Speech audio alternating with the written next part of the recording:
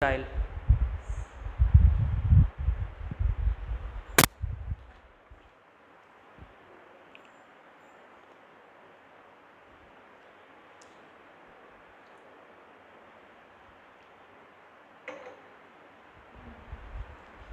तो ये रीजन जो है ये मेजरली ऑक्यूपाई कौन करता है?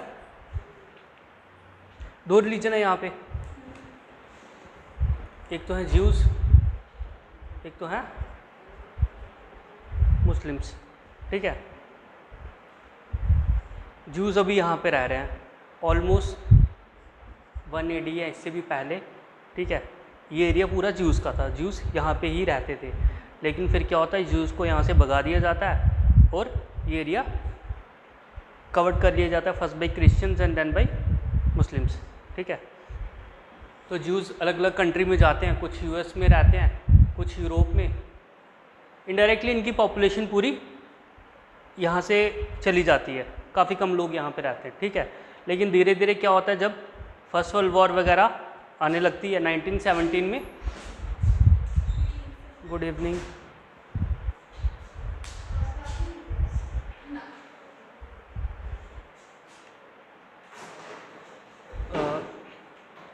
मैं जैसा आपको एक हल्का सा कॉन्टेक्स्ट बता रहा हूँ, बाकी हम IR में डिटेल में पढ़ेंगे इसमें। ठीक है, 1917 में होती है बेल्फोर डिक्लेरेशन। इनडायरेक्टली ब्रिटेन वगैरह क्लेम करते हैं कि हम ज्यूज़ की करेंगे रीसेटलमेंट। ज्यूज़ मेनली कम्युनिटी जो है मेनली बिजनेस क्लास है और काफ़ी एफ्लुएंट लोग हैं, और जर्मनी में भी इनके साथ काफ़ी एट्रोसिटीज़ होती है, हमने देखा सेकंड वर्ल्ड वॉर में। ठीक है, सेकंड वर्ल्ड वॉर में ज्यूज़ को काफ़ी अच्छे नंबर में इनको मारा जाता है, इनडायरेक्टली होलोकॉस्ट किया जाता है। ठीक है, लेकिन वर्ल्ड वॉर सेकंड के बाद ज्यूज़ यहाँ पे धीरे धीरे सेटल होने लग जाते हैं। इवन फर्स्ट वर्ल्ड वॉर के बाद ही जब 1917 में डिक्लेरेशन होती है, इसके बाद ज्यूज़ इस एरिया में सेटल होने शुरू हो जाते हैं। तो इनडायरेक्टली क्या है, दो कम्युनिटीज़ हैं यहाँ पे, एक ज्यूज़ हैं, दूसरी हाँ फ़लस्तीन मतलब मुस्लिम्स कम्युनिटी है, या फिर अरब्स कह सकते हैं। ठीक है, तो इशू ये है कि ज्यूज़ डिमांड कर रहे हैं अपने लिए होमलैंड। ठीक है, अलग रिलीजन है, कोई होमलैंड है नहीं, तो ये डिमांड कर रही है अपने लिए होमलैंड जो है इज़राइल। तो इन्होंने जैसे तैसे करके इज़राइल बना ही लिया जोर ज़बरदस्ती। 1948 में वॉर होती है, हरा देते हैं सभी अरब्स को। 1967 में वॉर, 56 में वॉर होती है, उसमें भी इजिप्ट को हरा देते हैं। 1967 में वॉर होती है, उसमें भी हराते हैं। और 1973 में योम किपुर वॉर, इसमें भी हरा देते हैं। तो धीरे धीरे क्या होता है, एक ग्रुप बनता है जिसका नाम है हमास। हमास बताता है कि मैं हूँ फ़लस्तीनियंस का सपोर्टर, या उनको बचाने के लिए। ठीक है, एक ग्रुप बनता है और ये काफ़ी मिलिटेंट टेक्निक्स यूज़ करते हैं। तो अभी इज़राइल का अगर आप मैप देखेंगे तो मेजरली दो एरिया हैं यहाँ पे, एक तो है वेस्ट बैंक एरिया, है ना, ये पूरा इज़राइल है ही है, ये इज़राइल है। और इस एरिया में क्या फ्रेगमेंटेड पॉपुलेशन है, आधी फ़लस्तीनियंस की और आधी इज़राइलियंस की। और ये एरिया जो गाज़ा स्ट्रिप है, इसमें बस फ़लस्तीनियन रहते हैं। तो ये लोग जो कौन से हमास ग्रुप, ये यहाँ पे रहते हैं और यहाँ पे इस एरिया में पूरे अटैक करते हैं। ठीक है, और यहाँ पे मेन पॉइंट प्रॉब्लम क्या है, ये इनकी कैपिटल जेरूसलम। ठीक है, ये तीनों के लिए इम्पॉर्टेंट है, क्रिश्चियंस के लिए भी, मुस्लिम्स के लिए भी और ज्यूज़ के लिए भी। तो तीनों डिमांड करते हैं कि कैपिटल, हाँ ज्यूज़ पहले हैं। तो अभी प्रॉब्लम क्या है, वो डिमांड कर रहे हैं फ़लस्तीनियंस की हमें भी एक अलग होमलैंड चाहिए। ठीक है, और ये ऑलरेडी सारा कब्जा करके बैठे हुए हैं वेस्ट बैंक में। अब इन्होंने क्या किया, बिल्कुल सेटलमेंट्स एक दूसरे के साथ मिक्स कर दी हुई हैं। ठीक है, जहाँ पे ज्यूज़ फ़लस्तीनियन वाले एरिया हैं वहाँ पे भी इन्होंने काफ़ी ऑक्यूपेशंस ऑक्यूपाई कर दी हैं, और धीरे धीरे क्या कर रहे हैं, अभी टेरिटरीज ऑक्यूपाई कर रहे हैं। और फ़लस्तीनियंस फाइनली उसको रजिस्ट कर रहे हैं अंडर द ग्रुप हमास। तो ये इनका चलता रहता है। ठीक है, लेकिन अभी जो हुआ है ये काफ़ी वाइड स्केल पे हुआ है, और मे भी दोबारा वॉर हो, और काफ़ी प्रॉब्लम एस्केलेट हो गई हैं। रिसेंटली आज के न्यूज़पेपर में था, यूएस ने भी अपनी नेवी को कह दिया है कि जाके आसपास घूमो इज़राइल के। ठीक है, तो काफ़ी कुछ होने वाला आने वाले टाइम में। अभी आप देख रहे हैं कि वर्ल्ड फिर से कन्फ्लिक्ट की तरफ जा रहा है। यूक्रेन रशिया ऑलरेडी है ना। अज़रबैजान ऑलरेडी चल रहा है, और चाइना ताइवान भी कहीं ना कहीं इरप्ट होने की कगार पे है। और अब ये इज़राइल फ़लस्तीन, ठीक है, ये भी चल रहा है। और कहीं ना कहीं यूएस ईरान, ये भी कॉन्टिन्यूस पिक्चर में है, ठीक है। अभी ईरान ने कह दिया कि हम सपोर्ट कर रहे हैं हमास को, ठीक है, और यूएस सपोर्ट कर रहा है इजराइल को। तो इनडायरेक्टली पूरा जियोपॉलिटिक्स इस टाइम पे क्राइसिस में है। इंडिया की हमेशा से पॉलिसी रही है कि इंडिया दोनों के साथ में चलता रहा है, न्यूट्रल नहीं रहता है। अभी क्या हुआ है कि 1992 में जाके हमने इनको रिकॉग्नाइज़ किया इजराइल को। हमारी डिपेंडेंस बहुत ज़्यादा थी ना अरब पे, हमें ऑयल चाहिए, कहाँ से लेंगे, है ना। अगर पैलेस्टीनियंस को इग्नोर करेंगे तो हमारे रिलेशन पूरे वेस्ट एशिया के साथ ख़राब हो जाएंगे। यूएई, सऊदी अरेबिया, हम इजराइल के साथ डायरेक्टली नहीं जा सकते। लेकिन रिसेंटली गवर्नमेंट ने पॉलिसी चूज़ की है जिसका नाम है डी-हाइफनेशन। हाइफनेशन का मतलब क्या है? हाइबरनेशन नहीं, हाइफनेशन। हाइफनेशन मतलब इजराइल हाइफन फ़लस्तीन, मतलब हम दोनों को एक कॉन्टेक्स्ट में देख रहे हैं, ठीक है। लेकिन डी-हाइफनेशन का मतलब है हम दोनों को अलग अलग देख रहे हैं कि फ़लस्तीन के साथ हमारे रिलेशन इंडिपेंडेंट होंगे और इजराइल के साथ भी हमारे रिलेशन इंडिपेंडेंट होंगे। हम इन दोनों को एक साथ में जज नहीं करेंगे। अभी रिसेंटली इंडिया ने अनाउंस किया है कि हाँ, अनाउंस तो नहीं किया, कुछ स्टेटमेंट आई है पीएम की कि हम फ़लस्तीनियंस के साथ नहीं, सॉरी, इजराइलीज़ के साथ हैं, है ना। हमें काफ़ी खेद है ऐसे अटैक पे, ये टेररिस्ट अटैक्स नहीं होने चाहिए। तो अभी देखते हैं आने वाले टाइम में क्या स्टैंड लेते हैं हम। स्टैंड कुछ भी हो सकता है, इलेक्शन आ रही हैं, है ना, और अभी काफ़ी चीज़ें होने वाली हैं, बहुत कुछ। छोड़ो इसको, वापस चलते हैं हम अपने टॉपिक पे।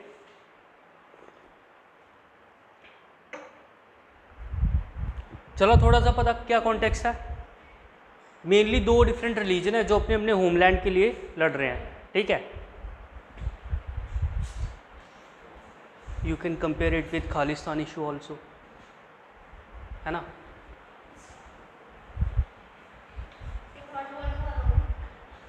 थर्ड वर्ल्ड वॉर नहीं होगी अभी तो,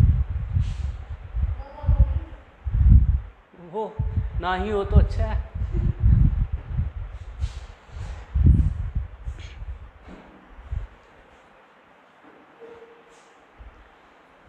थर्ड वर्ल्ड वॉर होगी जब चाइना स्टैंड लेगा। चाइना स्टैंड नहीं लेता ना। हमारा इंडो चाइना वॉर बचा हुआ था लिखने को, है ना, लिख लो चलो पहले वो इंडो चाइना वॉर।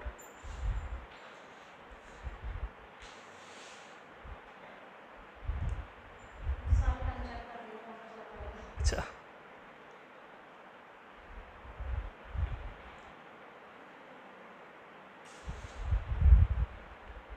कोई भी मूवमेंट हो, कोई भी इशू हो, उसमें मेनली आपको पता क्या होना चाहिए, एक तो कॉजेज़ और एक, हाँ, वॉर है। कौन सी वॉर? अच्छा अच्छा, हाँ, वो कहते होंगे क्या पढ़ रहे हो आप, है ना। अच्छा, फिर ठीक है। नहीं तो लोग बहुत बहुत कुछ बोलते हैं, उनको लगता है नहीं सब पता होना चाहिए। हाँ हाँ, नहीं थोड़ा बहुत जियो पॉलिटिक्स का पता होना ही चाहिए, क्या चल रहा है। एक्चुअल में पता है क्या है, जब तक आपको पूरा कॉन्टेक्स्ट पता नहीं है ना तो आपको समझ भी नहीं आएगा हो क्या रहा है। तो बैकग्राउंड थोड़ा बहुत पता होना चाहिए। हाँ, आपको ये नहीं पता चल रहा होगा हमास क्या है। हाँ, अभी और भी काफ़ी ऑर्गेनाइजेशन है इसके साथ। एक फतह ग्रुप है फ़लस्तीनियंस का जो वेस्ट बैंक एरिया में रूल करता है, ठीक है, वो भी एक स्टेक होल्डर है इसमें। पढ़ेंगे आईआर में जब जाएंगे तो लिखो Indo China war causes.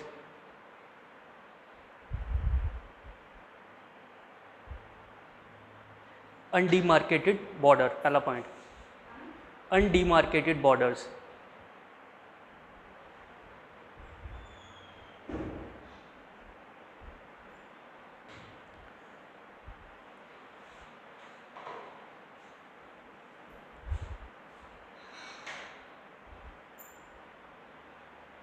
the different perceptions of borders,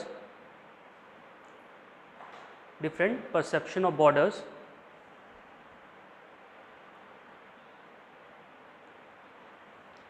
in both eastern and western sectors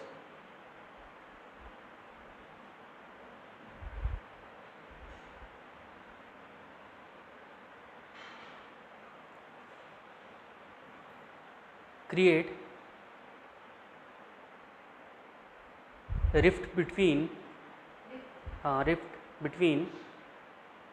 the Indian and Chinese side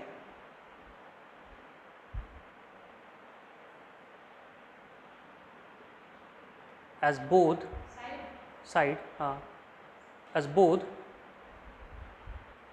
views borders as per their perception,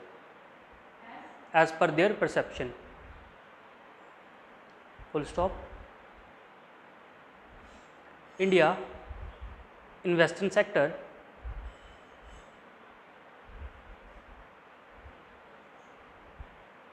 claim Johnson line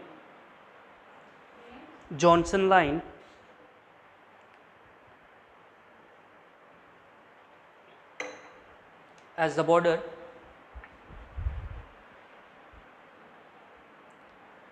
where China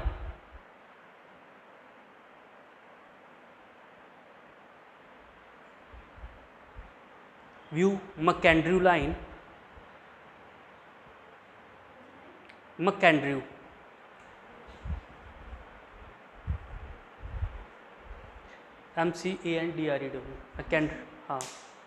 McAndrew line as the border.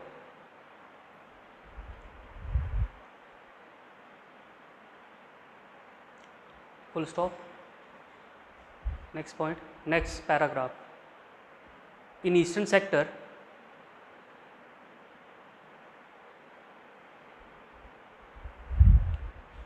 India views McMahon line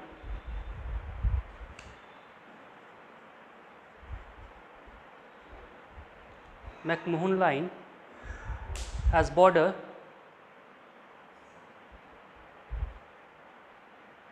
but China did not accept it.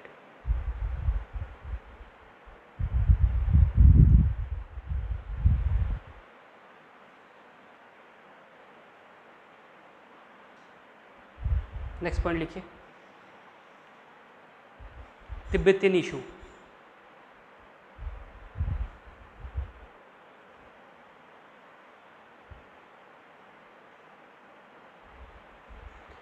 It's a separatist movement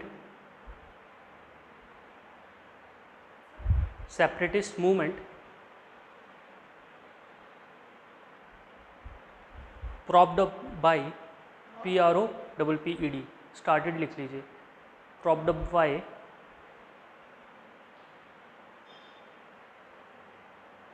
Tibetan natives and Dalai Lama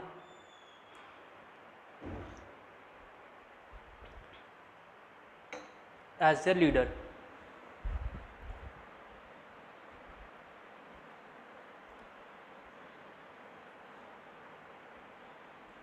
Full stop.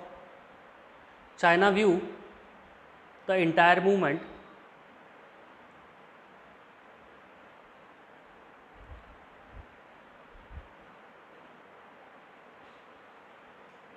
as India's conspiracy.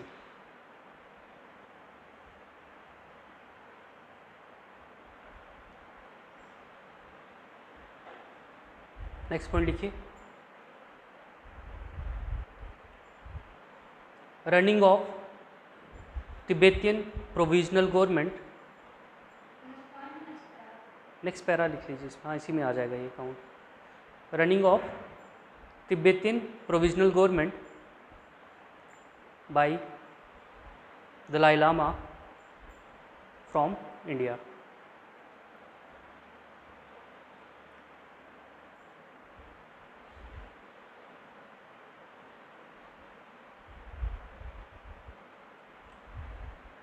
Next point, infrastructure construction in development of infrastructure in Askai Chin.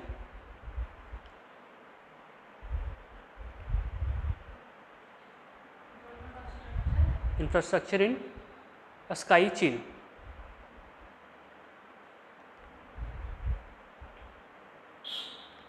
इसमें लिखिए China initiated road project in a Sky Chin area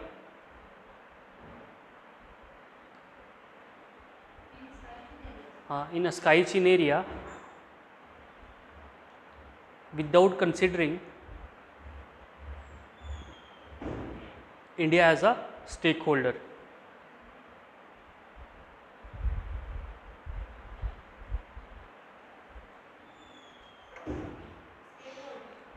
Stakeholder.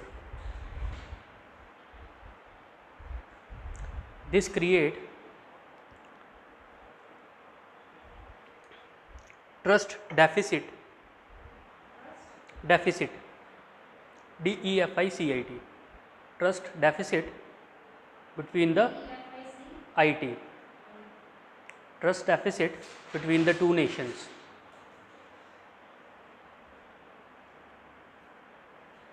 Economy नहीं हुई ना अभी, नहीं तो ये deficit बहुत कॉमन है इकोनॉमी में, fiscal deficit, revenue deficit. Next लिखिए नेहरूज फॉरवर्ड पॉलिसी.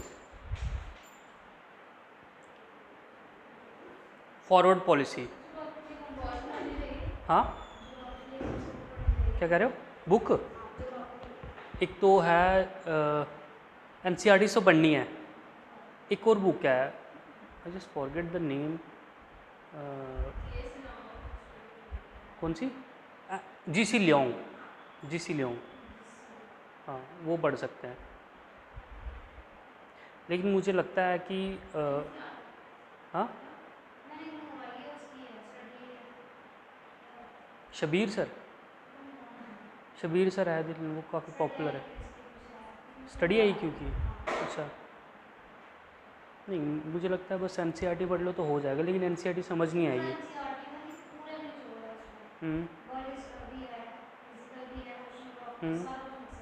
अच्छा, आपने क्या नोट्स मंगाए हुए हैं? हाँ विजन IAS के नोट्स यूज़ करो ज्योग्राफी के लिए, काफ़ी अच्छे हैं. हाँ नहीं, ज्योग्राफी के अच्छे नोट्स हैं उनके, वो ट्राई कर सकते हो. अच्छा नहीं, मेरे पास हैं विजन वाले, मैं प्रोवाइड कर दूंगा अगर आपको चाहिए होगा तो, क्योंकि मैं वही यूज़ करता हूँ आज भी, वही इवन मैंने अपने भी बनाए हुए हैं, लेकिन फिर भी मैं वही पढ़ता हूँ विजन वाले. हाँ हाँ कहाँ पे थे हम? Forward policy, forward FORWARD, forward policy. हाँ पॉलिसी, फॉरवर्ड पॉलिसी में क्या किया था उन्होंने? अपनी फोर्सेस को पहले ही आगे भेज दिया बॉर्डर एरियाज़ पे कि आप कवर कर लो, और चाइना को लगा कि ये तो ज़्यादा ही कर रहे हैं, अब एक तो पहले ही हम एक्स्ट्रा अच्छी पोजीशन में हैं, लेकिन ये हमें अंडर एस्टिमेट कर रहे हैं. तो फिर उन्होंने जब अटैक किया तो इंडिया किसी पोजीशन में था ही नहीं उनको चैलेंज करने के. ठीक है, देखिए Nehru's forward policy.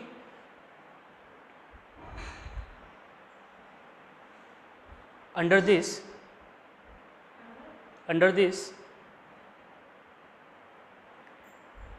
Indian troops were ordered to occupy forward post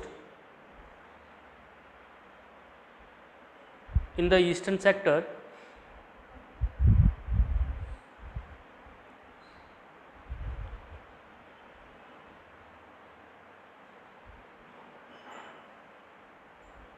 to prompt China, prompt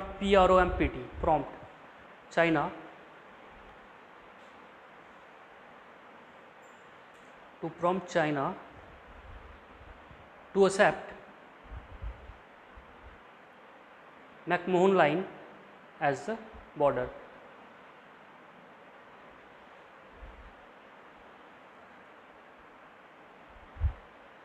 full stop. But this went wrong. This went wrong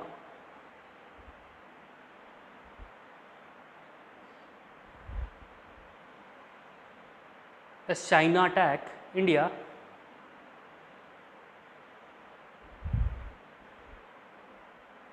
and India was in no position to counter.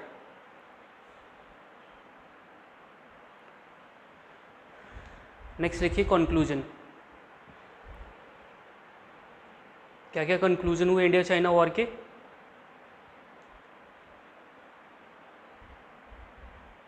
First point लिखिए intelligence weakness. हाँ, निचोड़ क्या हुआ उसके, क्या उससे क्या हो गया हमारे लिए. सबसे पहले क्या क्या हुआ, नेहरू की इमेज काफ़ी डाउन हो गई एज अ पॉलिटिशियन. इससे पहले नेहरू एक स्टालवर्ट थे, ठीक है, कोई भी उनको चैलेंज नहीं करता था.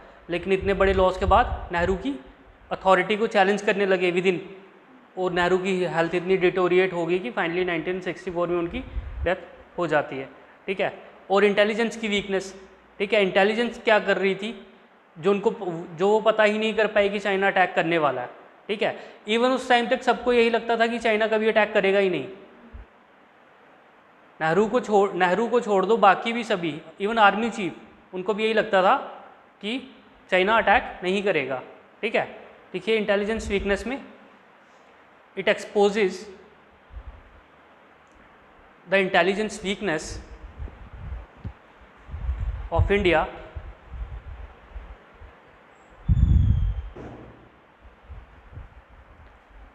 as India was surprised by the Chinese attack.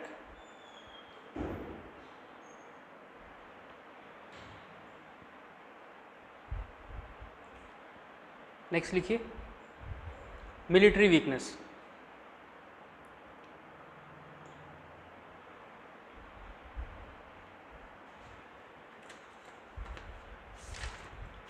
It exposes the military weakness of India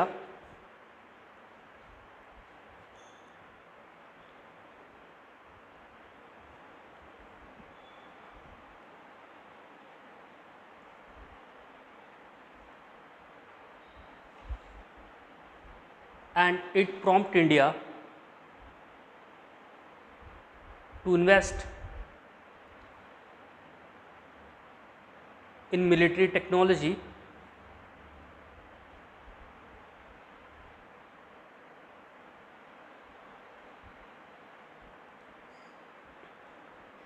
to prepare itself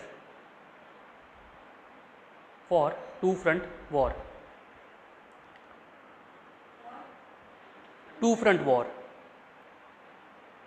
India के साथ हमेशा यही चैलेंज रहता है कि एक पे अटैक करेंगे, दूसरा पहले ही रिटेलिएट ना करे, इसलिए खुद को टू फ्रंट वॉर के लिए प्रिपेयर करना पड़ता है. टू फ्रंट कौन कौन से हैं यहाँ पे? Pakistan and China. पाकिस्तान पे अटैक करेंगे और कहीं चाइना भी हम पे अटैक कर गया तो हमें एटलीस्ट इतना प्रिपेयर रहना है कि हम उन दोनों को एक साथ काउंटर कर पाएँ, ठीक है. नेक्स्ट पॉइंट लिखिए loss of political status of Nehru.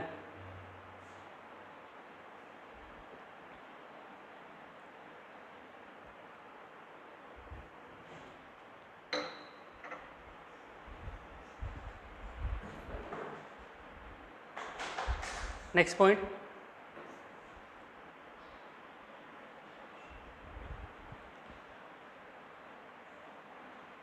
Defeat in this war.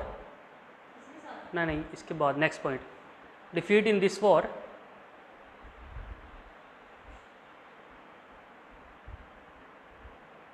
prompt Pakistan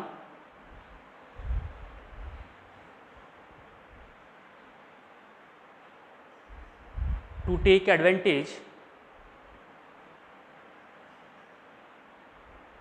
of the situation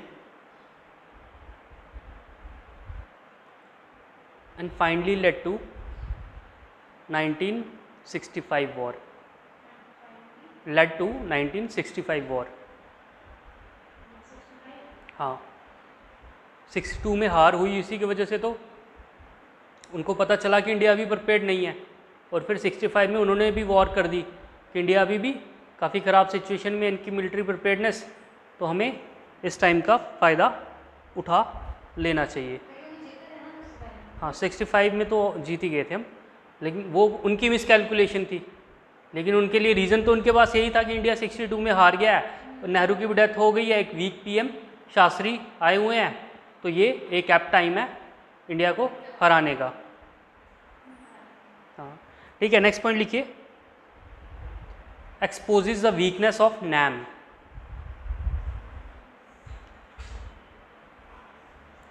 exposes the weakness of NAM.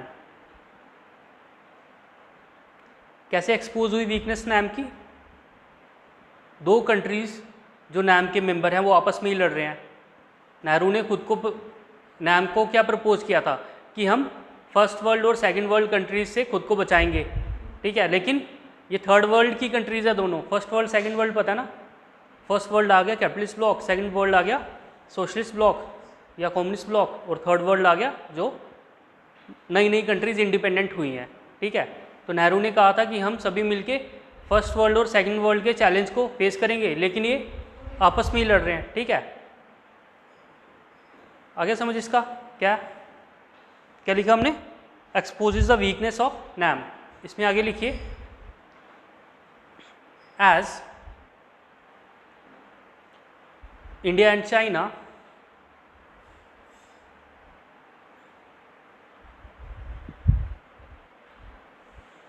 fought each other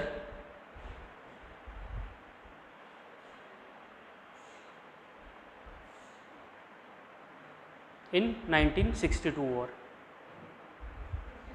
हाँ 1962 वॉर। आ जाते हैं हम अपने टॉपिक पे जो है राजीव गांधी इरा।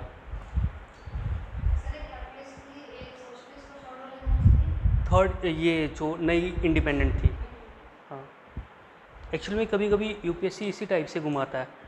मेरे साथ हुआ ऐसा, आई थिंक 2019-20 वाला कोई एक अटैम्प्ट था, उसमें उन्होंने ये पूछा नहीं, उन्होंने क्वेश्चन इसी तरीके से डाला कि ये वाली क्रॉप कहाँ से आई है, फर्स्ट वर्ल्ड से, सेकंड वर्ल्ड से या थर्ड वर्ल्ड से, ठीक है। तो फर्स्ट वर्ल्ड आ गया कैपिटलिस्ट ब्लॉक और सेकंड वर्ल्ड आ गया कम्युनिस्ट ब्लॉक और थर्ड वर्ल्ड आ गया जो न्यूली इंडिपेंडेंट स्टेट्स हैं, newly independent states of Asia and Africa. कभी कभी ये दूसरे तरीके से भी पूछते हैं कि old world and new world, ठीक है। तो ओल्ड वर्ल्ड में आ जाते हैं यूरोप, एशिया, अफ्रीका, और न्यू वर्ल्ड में आ जाते हैं अमेरिकाज एंड ओशियानिया।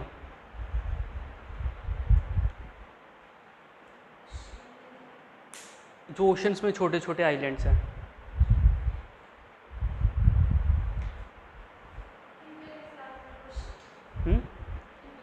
इन पे डायरेक्ट नहीं पूछेंगे वो, आपको बीच में आपको ऐसी टर्म यूज़ कर देंगे वो क्वेश्चन में ही, कि मान लो फॉर एग्जांपल कि रशिया वाज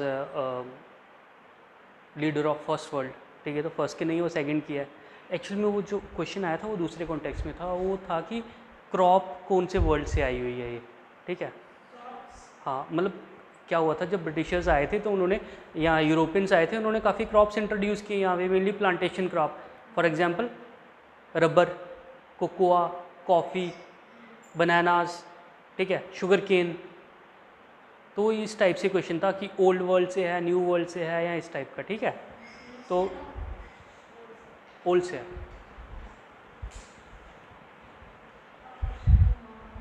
हाँ हाँ, तो राजीव गांधी ईरा कब स्टार्ट हुआ था ये? 1984 में, 1984 9 तक, 84 या 85 रख सकते हैं। तो क्या क्या इवेंट हुए हैं इसमें?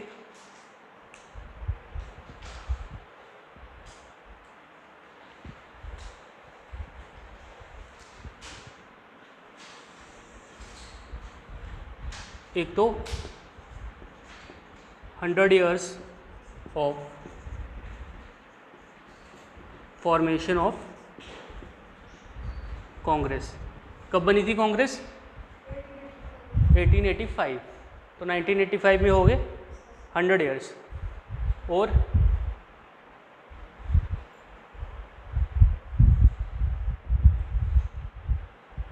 श्रीलंकन क्राइसिस, ठीक है। और क्या हुआ यहाँ पे? पॉलिटिक्स में anti defection law,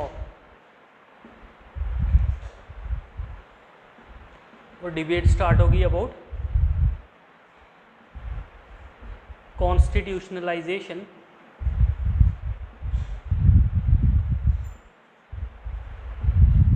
of local self government.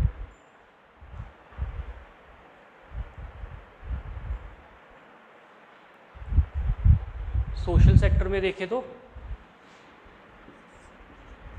Jawahar रोजगार योजना,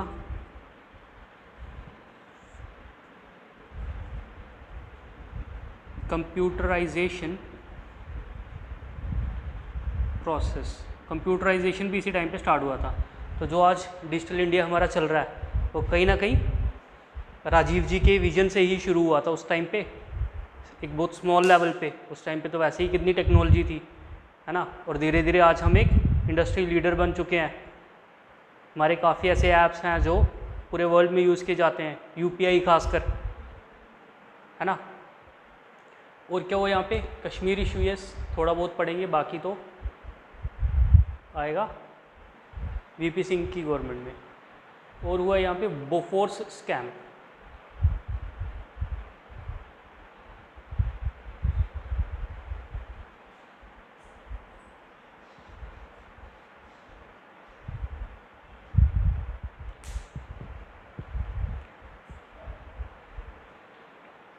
तो 1984 में सबसे पहले डेथ हो जाती है अक्टूबर के एंडिंग में इंदिरा गांधी जी की।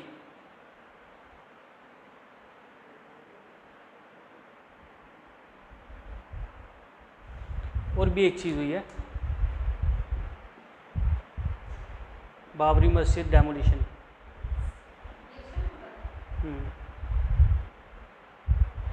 इशू इस टाइम शुरू हो गया था 1992-93 में जाके और ज़्यादा पॉपुलर हो गया, ठीक है। तो एक बाबरी मस्जिद पे भी थोड़ा सा हल्का सा कॉन्टेक्स्ट देख लेंगे, कैसे ये सब शुरू हुआ, कहाँ से शुरू हुआ।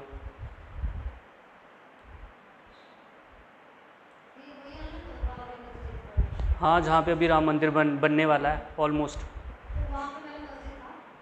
हाँ, मस्जिद था ना, बोफोर्स, BOFORS। कहाँ पे था मंदिर मतलब?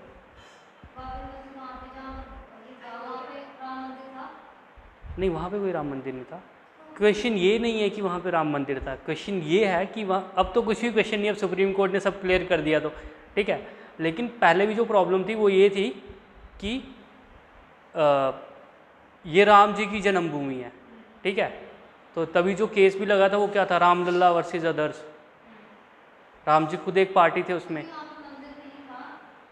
नहीं मतलब वो वहाँ पे कुछ लोग क्लेम करते हैं कि वो बाबरी मस्जिद जो है वो तोड़ के बनाई गई थी राम मंदिर को, लेकिन उसका अभी तक कुछ भी ऐसा खास प्रूफ पता नहीं है, ठीक है। हमें कुछ नहीं लेना उसके प्रूफ से है या नहीं है। फाइनली सुप्रीम कोर्ट ने मैटर सेटल कर दिया, हमारे लिए वही सेटल हो गया। अब हमारा कुछ भी क्वेश्चन आएगा तो हमने वही सुप्रीम कोर्ट की जजमेंट को रेफरेंस मान के चलना है। ऐसा कोई क्वेश्चन आने नहीं वाला जहाँ पे आपको कन्फ्लिक्टिंग ओपिनियन बनाने पड़े, ठीक है। जहाँ पे आप फंस जाओ कि ये लिखूँ या ना लिखूँ, वो लिखूँ या ना लिखूँ, ऐसा बहुत कम होगा आपको क्वेश्चन आएगा, बहुत ही रेयर कंडीशन में। मुझे नहीं लगता ऐसा क्वेश्चन आएगा। एक और केस हुआ था इसमें, शाहबानो केस।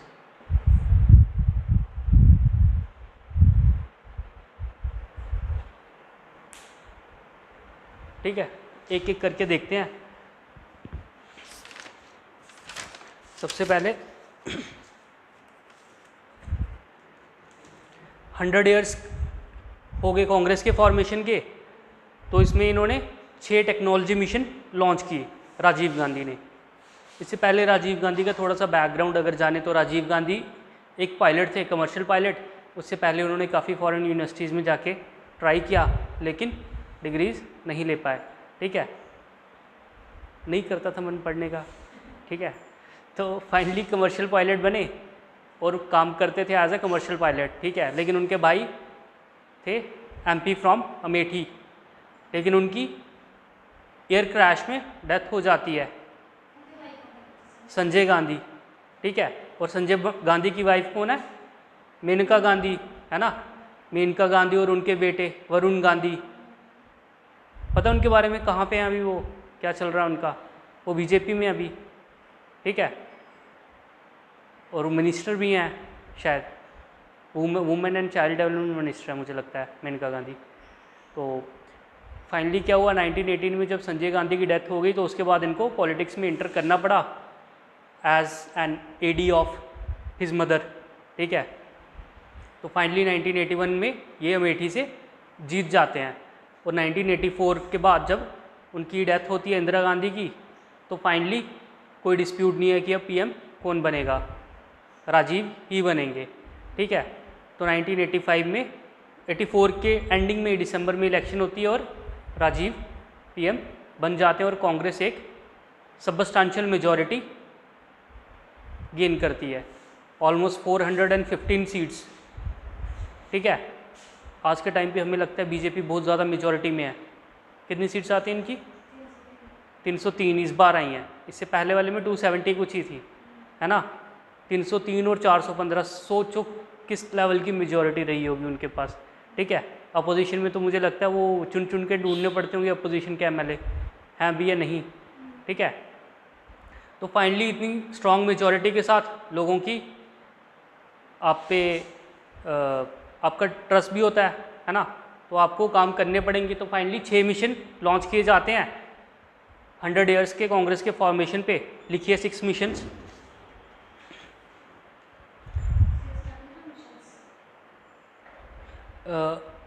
इसमें लिखिए आप, this era was formed by, this era was marked by, इसी के नीचे कंटिन्यू करिए चार्ट के नीचे ही, this era was continued marked bye,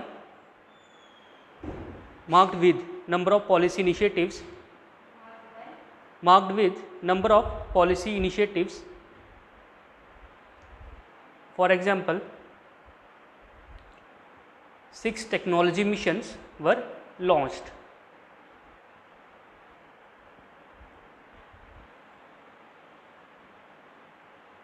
First, literacy mission.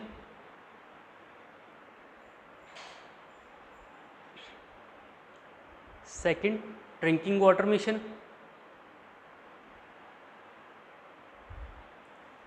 Third, expanding oil production, edible oil production.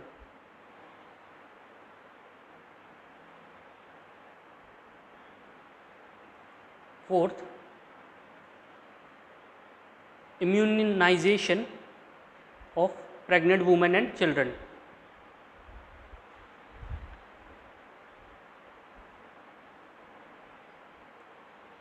Next, white revolution. White revolution. Last, one telephone to every village.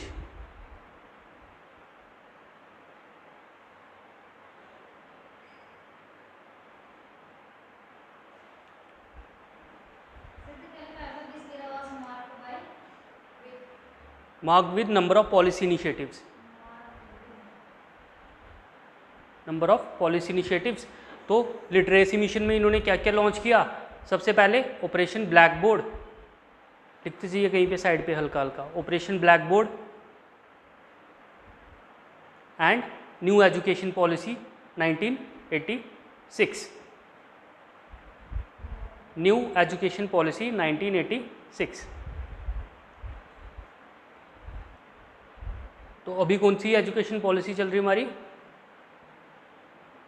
New education policy 2020, जो कि third education policy. इससे पहले 1966 में आई है और उसके बाद 86 में आई है। 86 वाली फिर 92 में मॉडिफाई हुई है और उसके बाद फिर अब थर्ड गवर्नमेंट डिसाइड करेगी।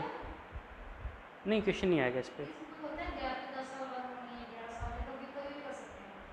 हाँ, जब सरकार की मर्जी हो, जब उनको लगेगा कि हाँ हमारी पुरानी एजुकेशन पॉलिसी काफ़ी पुरानी हो गई है, तो अभी हमें कुछ सबस्टांशियल चेंज करने की ज़रूरत है अपनी पॉलिसी में, तो वो नहीं लेके आ जाएंगे। ठीक है। क्वेश्चन इसमें ये आ सकता है कि फर्स्ट एजुकेशन पॉलिसी किसके अंडर बनी थी? ठीक है, कौन सी कमेटी बनी थी जिसकी रिकमेंडेशन से ये एजुकेशन पॉलिसी आई थी? तो फर्स्ट वाली में कोठारी कमीशन थी और अभी वाली में कस्तूरी रंगन कमेटी थी। ठीक है, तो ये क्वेश्चन आ सकता है प्रीलिम्स में। और मेंस में तो भर भर के आए हुए हैं। जिस साल ये न्यू एजुकेशन पॉलिसी आई है उस साल आप GS 2 से लेके GS 4 तक हर पेपर में एजुकेशन पॉलिसी पे क्वेश्चन आया है।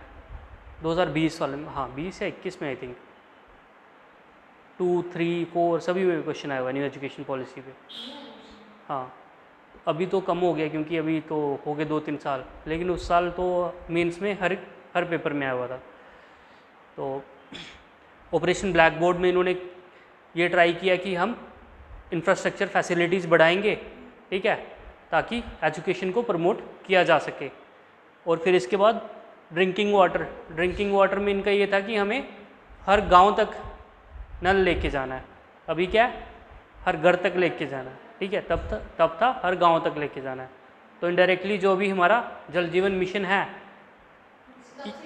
हाँ तब से स्टार्ट हुआ है। अभी तो काफ़ी पेस पकड़ी हुई है डेटा में, मतलब ग्राउंड पे भी काम हो रहा है, ऐसा नहीं है, लेकिन अभी हमारी सरकार का मेजर फोकस डेटा पे बहुत ज़्यादा है। जो मैंने खुद नोटिस किया है कि अगर आप कुछ भी करते हो तो इनको आपका काम हो रहा है या नहीं हो रहा है, लेकिन डेटा जनरेट करना सबसे ज़्यादा पॉसिबल वो ज़रूरी है। फॉर एग्जांपल गवर्नमेंट हॉस्पिटल में I went with my father, तो उनको कुछ प्रॉब्लम थी तो मुझे चेकअप के लिए जाना पड़ा। एक डॉक्टर है वहाँ बटोत हॉस्पिटल में, ठीक है, एक ही डॉक्टर है और लाइन लगी हुई है, पूरे लोग 2-2 घंटे वेट कर रहे हैं, लेकिन उसके साथ में 3 बैठे हुए हैं जूनियर असिस्टेंट टाइप, जो बस डेटा जनरेट कर रहे हैं कि हाँ हमने इनको ये मेडिसिन दे दी और फाइनली आपको मैसेज आ जाता है कि आपकी ये ट्रीटमेंट हो गई है और वो पोर्टल पे लॉन्च हो जाएगा। ठीक है, और सरकार बाद में क्लेम कर लेगी कि हाँ ये सब हो गया। ठीक है, इनडायरेक्टली डेटा ज़्यादा इंपॉर्टेंट है एज़ कम्पेयर टू ग्राउंड पे क्या काम हो रहा है। ऐसा मैं नहीं कह रहा कि ग्राउंड पे काम हो ही नहीं रहा, लेकिन सरकार बहुत ज़्यादा फोकस कर रही है डेटा पे। ठीक है, तो इसमें क्या था कि हमें हर गांव तक जल पहुंचाना है, हर घर तक नहीं। हर घर वाला अभी चल रहा है कि tapped water connection to every household. ठीक है, और वो भी फंक्शनल, खाली टैप कनेक्शन नहीं देना है, वहाँ पे पानी भी होना चाहिए। हाँ, साफ तो बात की बात है, पहले आए तो सही। हाँ, नहीं इसमें काफ़ी ज़्यादा प्रॉब्लम्स है। कुछ जगह में पानी है ही नहीं, जहाँ पे है वहाँ पे भी गंदा है।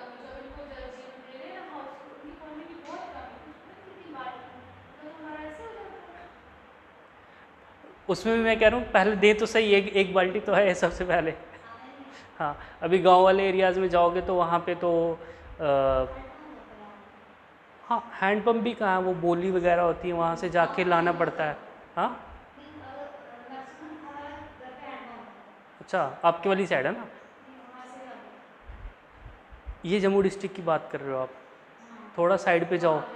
हाँ, अभी जो फार फ्लंग के एरियाज़ है, फॉर एग्जांपल किश्तवाड़, डोडा हो गया, रामबन हो गया।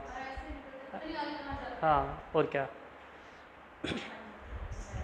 Expanding edible oil production. तो हम मेजरली एडिबल ऑयल कहाँ से इंपोर्ट करते हैं? पाम ऑयल करते हैं हम इंडोनेशिया और मलेशिया से।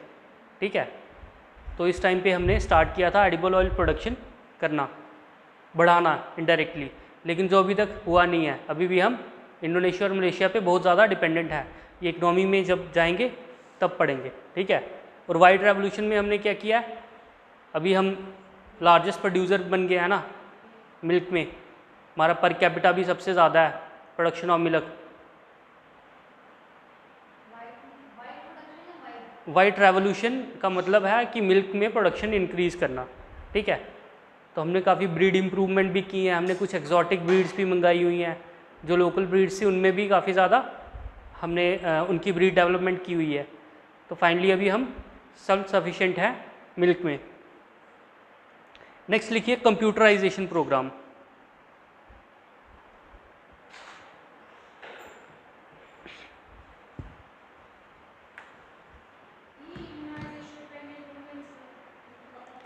इसमें ये नहीं आने वाला आपको, ये पता क्या है, वन टाइम हर गांव में एक हाँ, उस टाइम पे कहाँ मोबाइल थे। नहीं नहीं, बूथ तो आज भी नहीं है गांव गांव में। एक कहीं मुझे लगता है पंचायत के लिए रखा होगा, एक हर पंचायत में एक आ जाए।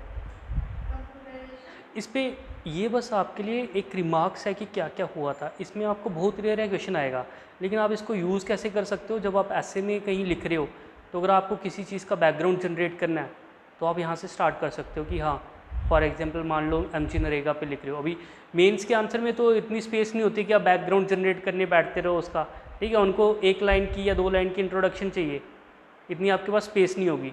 लेकिन हाँ ऐसे में आप ये चीज़ें आप यूज़ कर सकते हो कि हाँ राजीव गांधी के टाइम से ऐसे ऐसे, फॉर एग्जांपल आईसीटी पे बहुत कॉमन है ऐसे ऐसे आना। आजकल तो आते नहीं फिलहाल ऐसे, आजकल कैसे देख रहे हो आप। हाँ आजकल तो सब्जेक्ट से पूछते ही कहाँ हैं, कुछ भी लोकल शोकल नहीं, सारे फिलोसफी क्लासेस आते हैं आजकल। एक कोई कोड दे देंगे फॉर एग्जांपल गांधी का, या गांधी का भी दे दे तो फिर भी लोग कुछ जनरेट करें। वो ऐसे फिलोसफर का कोड होता है जो आपने कभी नाम भी नहीं सुना होगा और फिर उस पर आपको लिखना है। लिखना पड़ेगा ना, आपको सोचना पड़ेगा उसके कॉन्टेक्स्ट में कि कैसे आप इसको रिलेट कर। एक नहीं होता है, 2 ऐसे लिखने होते हैं, लेकिन ऑप्शन 8 होते हैं, 8 में से 2 लिखने होते हैं। सेक्शन ए में 4 उसमें से 1 लिखना है, सेक्शन बी में 4 उसमें से 1 लिखना है। तो मेनली फिलोसफिकल ऐसे आते हैं। फॉर एग्जांपल इस बार एक आया था, मैथ इज़ द म्यूज़िक, कुछ इस टाइप का एक था, मुझे प्रॉपर याद नहीं आ रहा। एक मुझे 2-3 साल पहले का याद आ रहा है, उसमें था कि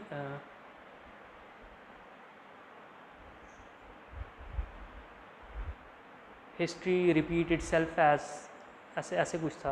आई not properly remember the exact line, लेकिन मतलब इनडायरेक्टली जो मैं आपको बताना चाह रहा हूँ वो ये है कि एसेज अभी वो ट्रेडिशनल जो आप ऐसे लिखते थे उससे काफ़ी चेंज हो गया है। अभी आपको ऐसे राइटिंग में बहुत ज़्यादा काम करना पड़ेगा। वह आप मान के चलोगे कि गांधी पे ऐसे आएगा, एजुकेशन पे ऐसे आएगा, हेल्थ पे ऐसे आएगा, वो टाइम निकल गया। फिर वो ऐसे आपको लिखने थे तो शायद 4-5 साल पहले पेपर देना था, ठीक है। अभी सारे ऑलमोस्ट फिलोसफिकल एसेज आ रहे हैं और वो भी इतनी एब्स्ट्रैक्ट टॉपिक पे है, जब तक आपकी प्रॉपर अंडरस्टैंडिंग नहीं है टॉपिक की या आपका नॉलेज बेस बहुत ज़्यादा वास्ट नहीं है तो आप वो उस पर लिख ही नहीं पाओगे। फॉर एग्जांपल हेल्थ की बात करते हैं। हेल्थ में अगर आपको ऐसे लिखना है तो आपने क्या किया, एक कोई चैप्टर पढ़ लिया या एक कोई पीडीएफ पढ़ ली, उसका डेटा आपने रट लिया और आप हेल्थ पे कुछ भी आओगे आप लिख के आ जाओगे।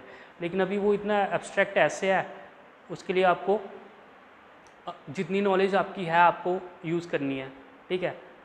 इसमें यहाँ पे यूज़ आता है मेजरली वर्ल्ड हिस्ट्री हो गई, आईआर हो गया या सोसाइटी हो गई, ऐसे ऐसे सब्जेक्ट्स यहाँ पे इन एसेज में काफ़ी यूज़ आते हैं। क्योंकि आपको कॉन्टेक्स्ट, अगर आपको एग्जांपल ढूंढनी है तो आपको कहीं वर्ल्ड हिस्ट्री से कोई ढूंढना पड़ेगा, या आपने अगर फिलोसफीज़ अच्छे से पढ़ ली हैं, ठीक है, आप इसमें यूज़ कर सकते हो। कांत हो गया या फिर और कोई हो गया।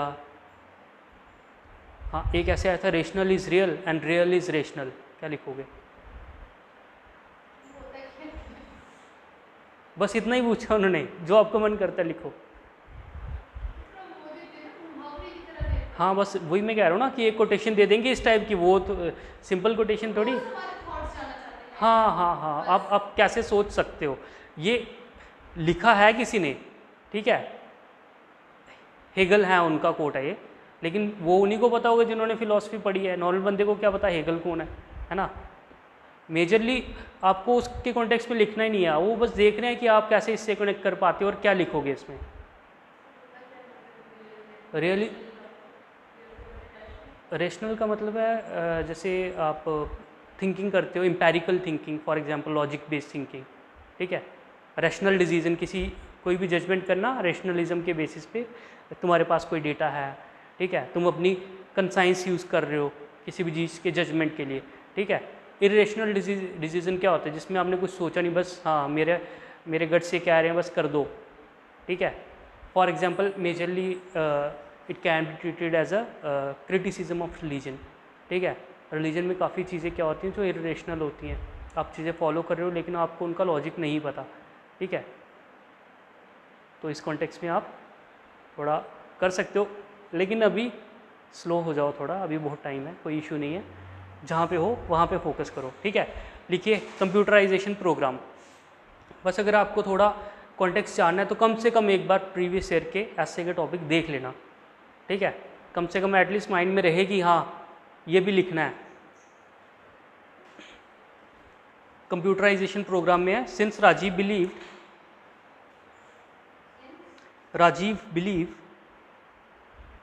India missed out of industrial revolution, India missed out of industrial revolution,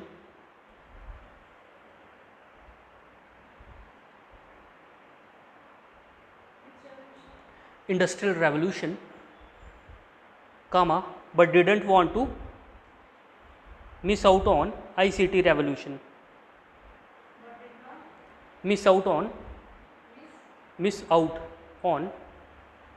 ICT revolution, कि हमने ऑलरेडी काफ़ी लूज़ कर लिया है इंडस्ट्रियल रेवोल्यूशन के टाइम पे। ICT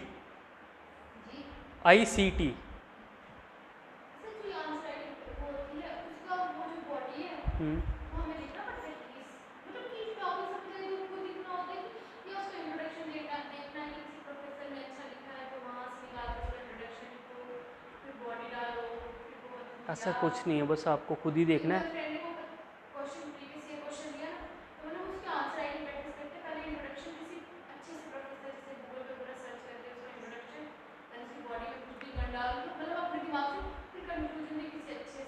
नहीं ये क्या, ये प्री वर्क है, pre work in the sense अभी आपका कोचिंग का टेन्योर चल रहा है, आप अभी खुद को बहुत अच्छे से मोल्ड कर सकते हो, ठीक है। अभी आपको 1 साल तक एग्ज़ाम में नहीं जाना है, ठीक है। तो आप अभी वो क्वेश्चन दोबारा नहीं पूछने वाले। अगर आप बिल्कुल ऐसे कोई कॉपी पेस्ट करने का सोच रहे हो, वो तो भूल जाओ, वो तो नहीं होने वाला। हाँ आपके कंसेप्ट क्लियर होने चाहिए बस। हाँ, कोई ज़रूरी नहीं है कि किस, हाँ ऐसा है कि आप क्या कर सकते हो आप, हाँ दिवाली वो हो गया टाइम, जब लिखना था तब लिख लिया आपने दिवाली वाले ऐसे। हाँ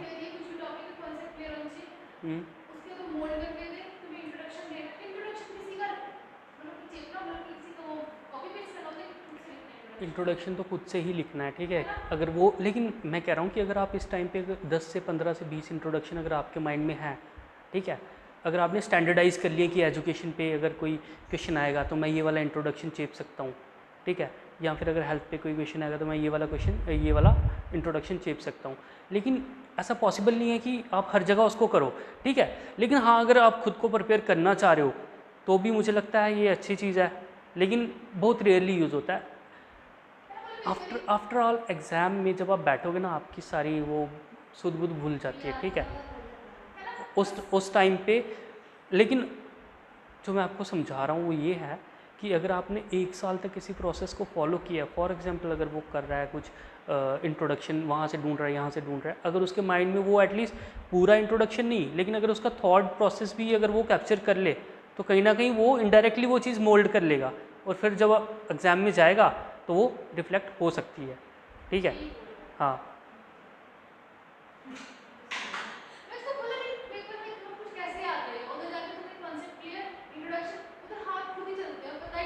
हाँ ये है, कुछ लोग एक्स्ट्रा मेहनत करने का ट्राई करते हैं। मेरा एक फ्रेंड है वो इतना परेशान है, परेशान इन द सेंस कि उसका अभी तक एक भी प्रीलिम्स नहीं निकला।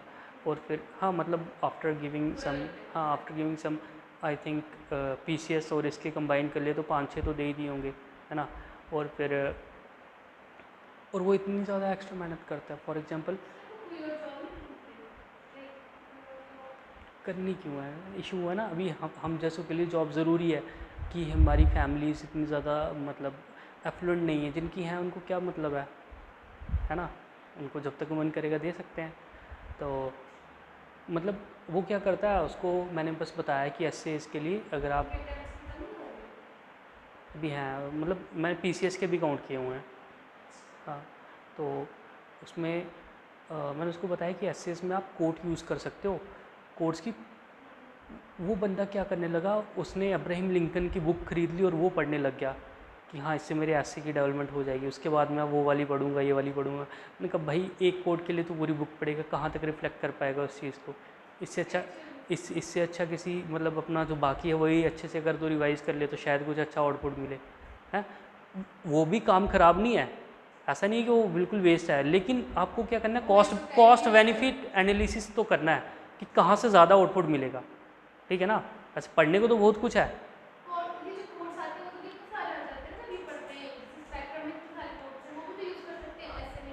आपको जब मेंस लिखना होगा ना, आपको बस सर्च करना है कि कोर्स PDF, ठीक है।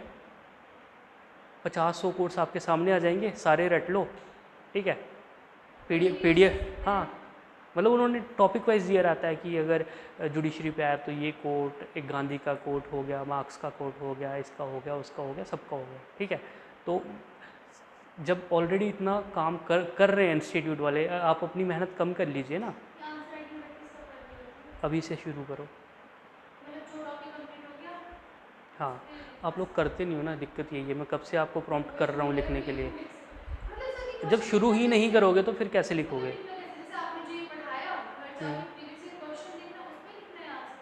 हाँ हाँ हाँ फॉर एग्जांपल आपकी मॉडर्न हिस्ट्री हो गई है ना, तो अब घर जाओ और प्रीवियस ईयर देखो कि मॉडर्न हिस्ट्री में कौन सा क्वेश्चन है, जो आपको मन करता है उसमें, जो आपको लगता है कि मैं लिख सकती हूँ, तो एक आधा लिख लो। हाँ मतलब एक बार रिवाइज नकल मार के लिख लो कम से कम। हाँ हाँ अच्छे से ज़रूरी नहीं है लेकिन हाँ मतलब ट्राई कर सकते हो। हाँ हाँ सबसे पहले पैटर्न का पता होना चाहिए, कैसे लिखना है, पॉइंट कैसे रिफ्लेक्ट करने हैं। 250 वर्ड्स 3 पेज, एक एक एक वो उतने में उतने ही आते हैं जितने उन्होंने पेज दिए होते हैं ना वो आपको टेंशन लेने की ज़रूरत नहीं है। अगर आपका हैंड राइटिंग जो वो नॉर्मल है, बहुत ज़्यादा छोटा या बहुत ज़्यादा बड़ा नहीं है, तो उतने ही फिक्स आएंगे उसमें, ठीक है। हाँ हाँ बस ठीक है, कोई नहीं। शीट बच जाएंगी तो थोड़ा फॉन्ट बड़ा करो, ये मेरे साथ भी बहुत प्रॉब्लम हुई है।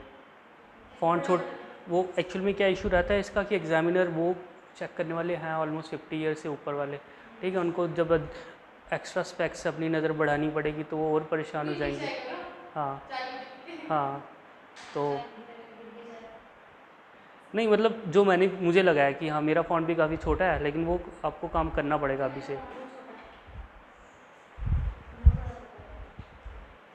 इतना तो ठीक है, चलेगा, ये तो बेस्ट है। लिखिए computerisation program. Since Rajiv believed India missed out on industrial revolution but didn't want to miss out on ICT revolution, ठीक है। बस छोड़ दो इसको यहीं पे, इतने ही लिखेंगे। अब कोई एक इशू पकड़ लेते हैं, श्रीलंकन क्राइसिस करते हैं, ठीक है।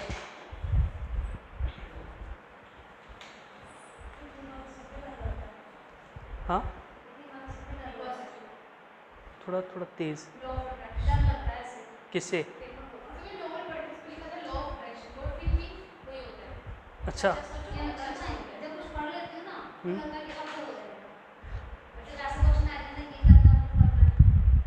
देखो अगर आपको टेंशन हो रही है तो कम से कम आप प्रोसेस में इंटर कर चुके हो, ठीक है। अगर आपको कोई टेंशन नहीं है तो मतलब आप कहीं ना कहीं अभी भी पीछे ही हो, तो टेंशन होना ये पार्ट है प्रोसेस का। अभी मतलब मैं जब अपने फर्स्ट अटैम्प्ट की बात करूँ तो मैं इतना मतलब पैनिक होता था बहुत ज़्यादा, ठीक है। तो अभी आपके पास ये गाइडेंस है कि ये आपसे मैं पर्सनली बात करता हूँ, ठीक है। हमारे पास तो टीचर्स का भी सपोर्ट नहीं होता था बड़े, नहीं मतलब पता क्या है, अभी बड़े इंस्टीट्यूट्स में क्या इशू रहता है, टीचर्स 200 बच्चों की क्लास ले रहा है, आप कहाँ से उसके साथ जाके इंटरेक्ट करोगे, ठीक है। वो पॉसिबल ही नहीं है, उनकी पेमेंट भी उसी हिसाब से होती है, 3 घंटे हो गया ख़त्म, उसके बाद हम किससे बात नहीं करेंगे, ठीक है। तो वैसा चलता है। तो बच्चे क्या रहते हैं ना, एक आइसोलेशन में रहते हैं, बात करते हैं आपस में ही, ठीक है। जब सामने वाला वही चीज़ फेस कर रहा है तो वो बताएगा कैसे सोल्यूशन क्या है, दोनों एक दूसरे से बात करेंगे तो पता ही नहीं चलेगा सोल्यूशन क्या। प्रॉब्लम्स तो काउंट करवा लेंगे, सोल्यूशन के लिए सर्च करते रहेंगे, ठीक है। तो इसमें सबसे बेस्ट ये है, पैनिक होते रहो थोड़ा थोड़ा, ठीक है। ज़्यादा नहीं होना, ज़्यादा सोचना नहीं है बस, हाँ लेकिन कॉन्टिन्यूस काम करते रहना है।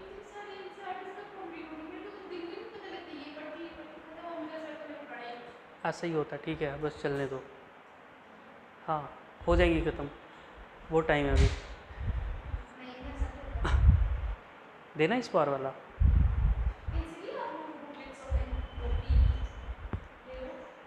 कौन सी प्री की?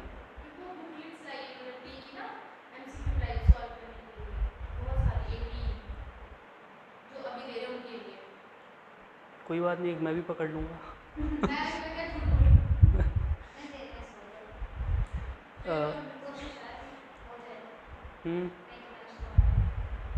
हाँ अटेम्प्ट देने में क्या जाता है, ट्राई तो करना चाहिए।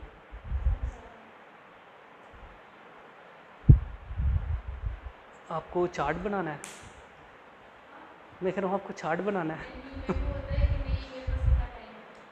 आपके पास बहुत टाइम है, नहीं ऐसा कुछ नहीं है, कोई बात नहीं, अच्छा जॉब तो है ना।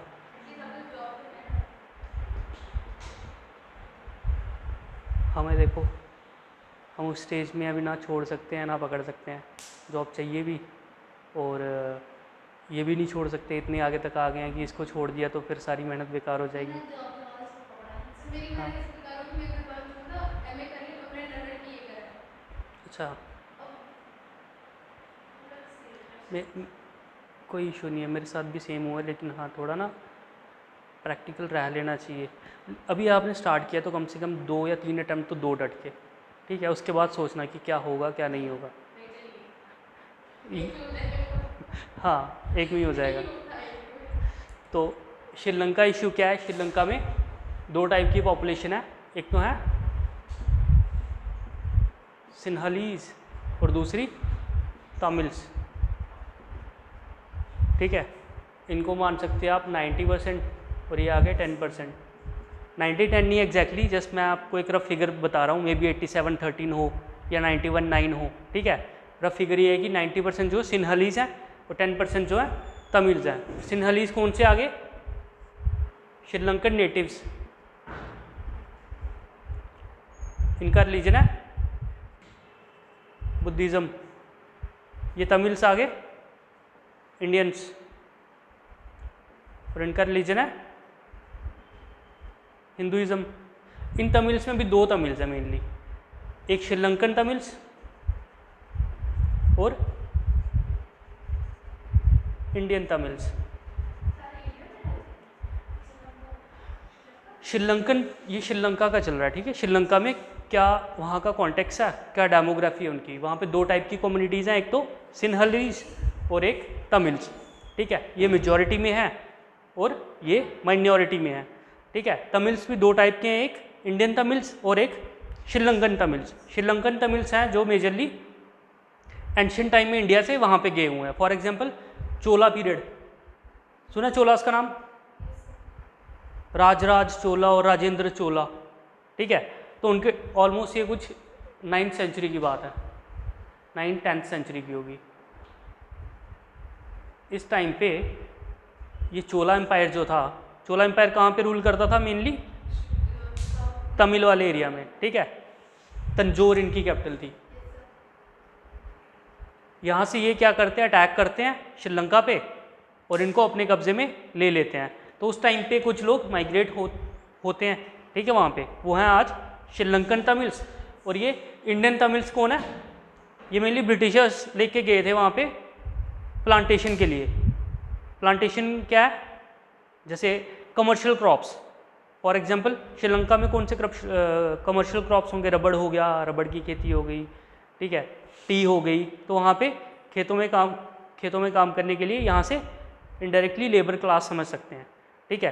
लेकिन इशू ये था यहाँ पे कि तमिल्स जो थे थोड़े लिटरेट थे और सिन्हलीस लिटरेट नहीं थे।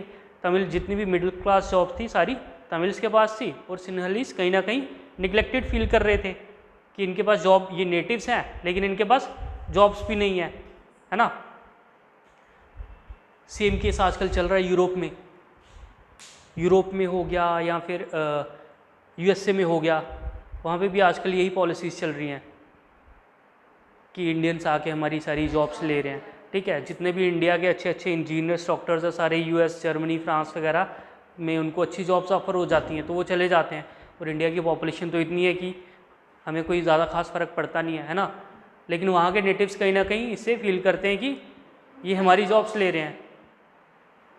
तो यही सिचुएशन यहाँ पे भी है कि ये लोग फील कर रहे हैं कि हमारी जॉब्स तमिल्स खा रहे हैं। और इसी के साथ 1948 में हो जाती है श्रीलंका की इंडिपेंडेंस। उस ब्रिटिशर्स, उस टाइम पे इनका नाम था सिलोन, ठीक है। ये कुछ 1970s में इन्होंने अपना नाम चेंज किया, रख दिया श्रीलंका। तो 1948 में आता है सिलोन सिटीजनशिप एक्ट।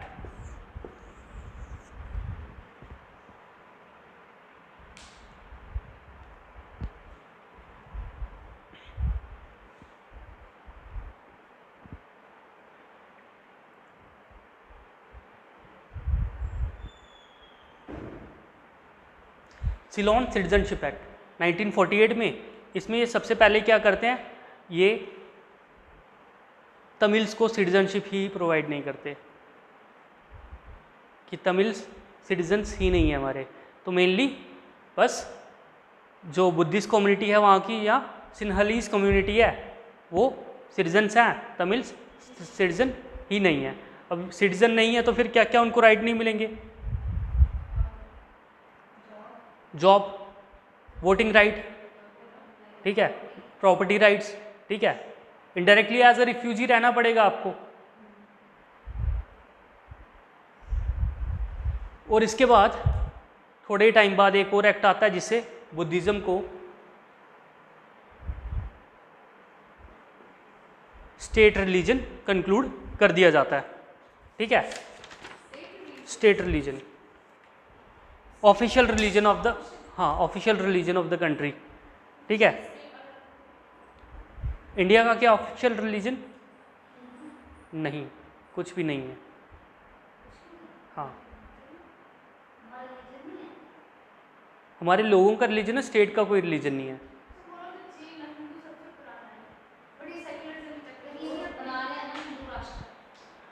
हाँ हाँ, बनेगा भी, देखते हैं। ये काफ़ी डिबेट चल रही है इस पर।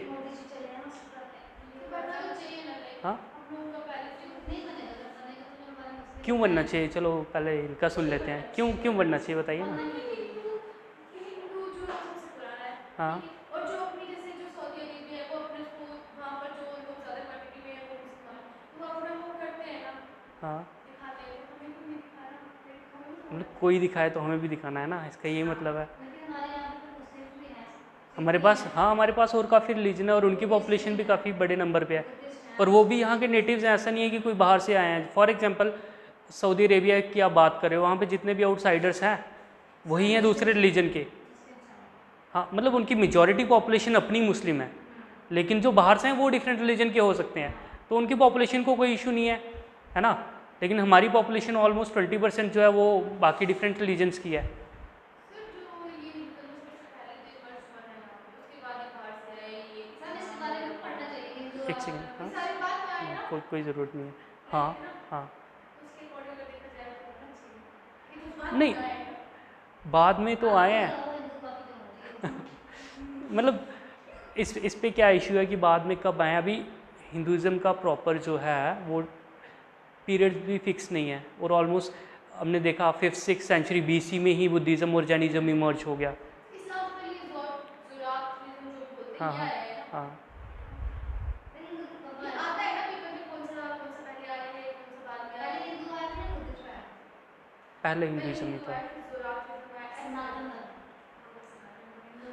सिर्फ पेपर में आता है ना नहीं आता है। सर ये कौन वाले सर कौन से पेपर में आता है प्री में आता है और बच्चे कल्चर पे आते हैं हिंदू के साथ से वो इस्लाम लगा देते हैं इस्लाम को सिर्फ लगा देते हैं वो ग्रेटर देन करके आता है पता नहीं, मैंने तो आज तक देखा नहीं ऐसा क्वेश्चन, लेकिन हाँ अगर मैं आपको बता दूँ थोड़ा सा, अगर आपको जानना ही है इतनी आपको,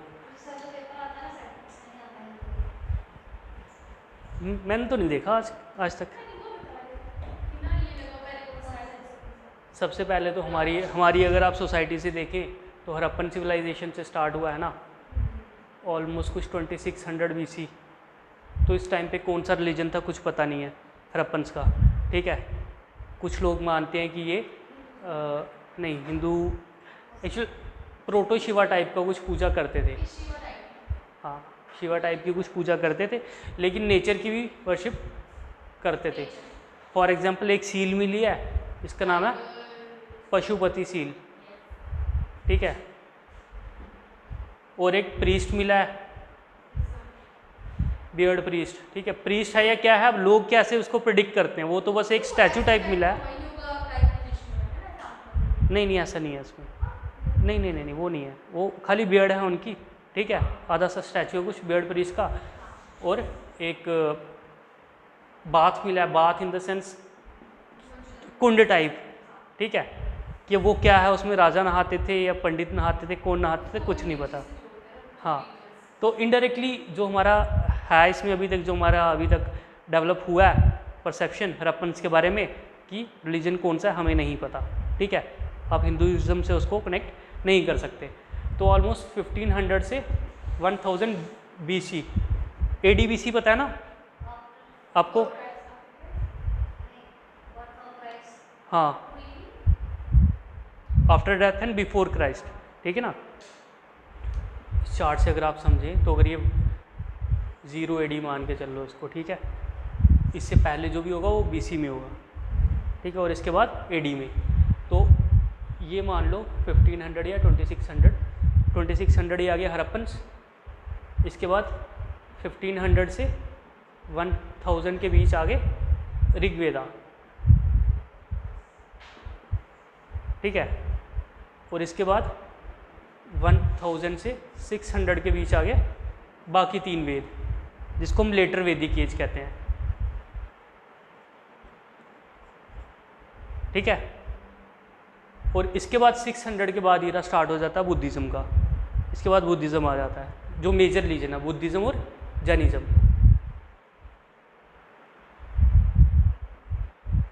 तो अगर आप क्रोनोलॉजी में देख रहे हैं तो पहले हिंदुइज़्म, फिर बुद्धिज़्म, जैनिज़्म, और इसके बाद फिर 0 AD में तो आप फर्स्ट 1 AD में तो आप मान सकते हो कि क्रिश्चियंस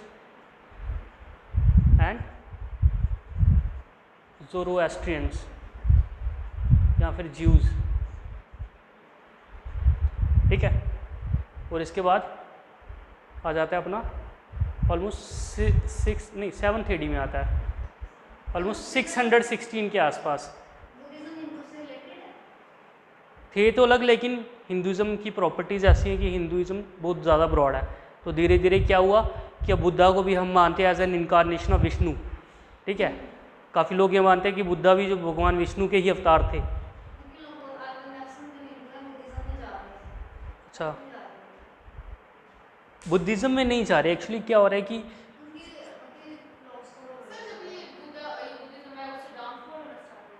किसका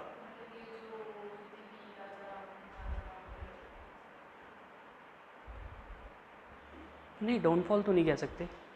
इनडायरेक्टली क्या हुआ था, Buddhism as a reaction to Hinduism आया था कि हिंदुइज़्म में कुछ ऐसी प्रैक्टिसेस थी नहीं जो बुद्धिज़्म उनको काउंटर कर रहा था, ठीक है। फॉर एग्जांपल एक तो कास्ट सिस्टम, ठीक है। Buddhism as an epitome of equality आया, ठीक है। हिंदुज़म में काफ़ी सेक्रीफाइसेस था, उसमें सेक्रीफाइसेस इन द सेंस कि बलि टाइप, ठीक है, बलि देनी है इसकी उसकी, तो ये बुद्धिज़्म इस चीज़ को काउंटर करता था। हिंदुज़म में काफ़ी फ़िलासफ़ीज़ में काफ़ी कन्फ्लिक्ट थे, ठीक है। इनडायरेक्टली इस टाइम तक तो भी फ़िलासफ़ीज़ डेवलप भी बहुत अच्छे से हुई नहीं थी, काफ़ी इनिशियल स्टेज पे थी फ़िलासफ़ीज़, लेकिन बुद्धिज़्म में एक स्ट्रॉन्ग फ़िलासफ़िकल एंगल और सोशल एंगल को मिक्स करके लेके आया, ठीक है।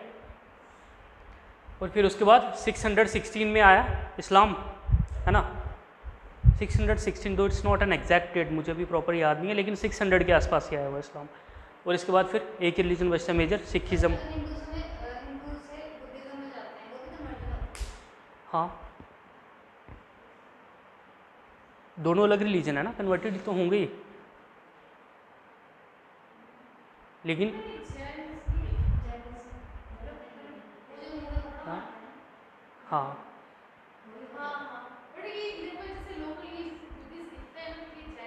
यहाँ पे नहीं है, मेनली साउथ में है, कर्नाटका वाले रीजन में है, गुजरात में है। अच्छा, ये इनके जो हैं गुरु तो नहीं है, क्या वो लास्ट महावीर बुद्ध नहीं, सॉरी, महावीर ही हैं इनके लास्ट, हाँ, तिरंतकार, इनके 24 तिरंतकार है ना, 24 तिरंतकार मतलब 24 अवतार्स, तो ये उनकी पूजा करते हैं। आप क्यों इतना कंफ्यूज हो रहे हो? फिलहाल हम अपने टॉपिक पे आते हैं। देखो, आपको इतना ज़्यादा कंफ्यूज होने की ज़रूरत ही नहीं है, ठीक है, आपको बस उतना जानना है। हाँ हाँ हाँ हाँ, अभी और भी बहुत कुछ है जो हमें नहीं पता। धीरे धीरे हिंदुज़म में भी अगर आप डिफरेंट ट्रेडिशंस देखोगे अलग अलग रीजन में जाके, ठीक है, काफ़ी कल्चर में डिफरेंस आ जाते हैं। साउथ में जाओगे आपको काफ़ी डिफरेंस दिखेगा, नॉर्थ में अभी जैसे वहाँ पे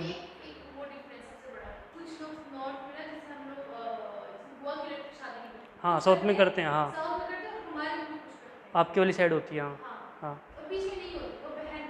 हाँ, वो डोगरास मेनली, हाँ मतलब डोगरास में ये है कि कहाँ पे, हाँ ये बता रहे हैं ना इनके एरिया में, हाँ हाँ हाँ हाँ,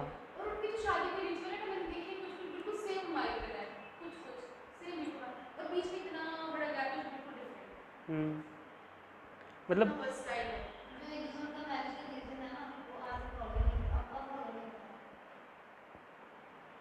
एक्चुअली हिंदुज़म है क्या, उसमें भी काफ़ी कन्फ्लिक्ट है ना, कि आप कौन सा वाला फॉलो करना चाहते हो। आप वैष्णविज़म फॉलो करते हो, आप भगवतीज़म फॉलो करते हो, आप शैविज़म फॉलो करते हो, आप शक्तिज़म फॉलो करते हो, ठीक है, आप ऋग्वेदिक फॉलो करते हो, और भी काफ़ी छोटे छोटे ट्रेडिशंस ऐड हो जाते हैं।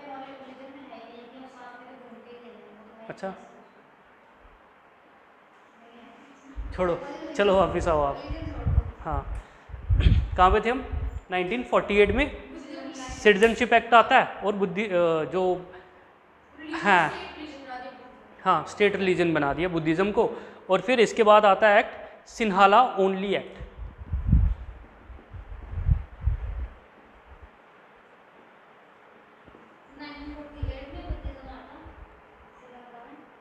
बुद्धिज़्म पहले से था, सिटीजनशिप एक्ट आया था 1948 में, स्टेट रिलीजन बाद में आया।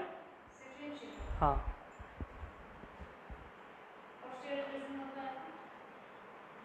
आई don't know the exact date, ठीक है, थोड़ा बाद में आया होगा।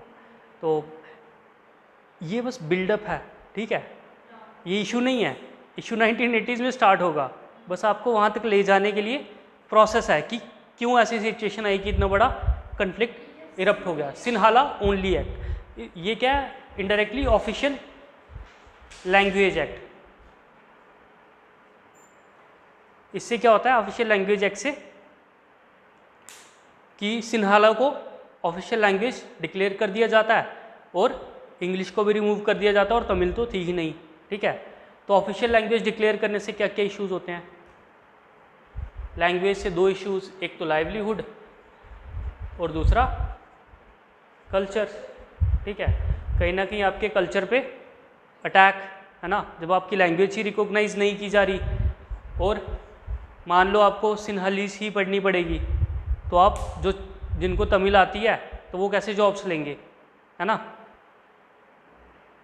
समझ रहे हैं आप सिचुएशन? जो इंडिया में था उस टाइम पे 1950s ऑफिशियल लैंग्वेज एक्ट, ठीक है, तो कहीं ना कहीं उसी टाइप का ये इशू है।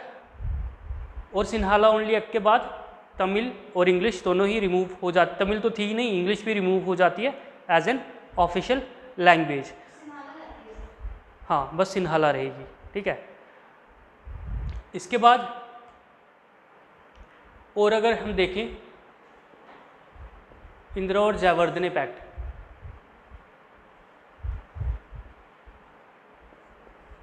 ठीक है, तो इसमें क्या होता है, इंदिरा और जयवर्धने पैक्ट में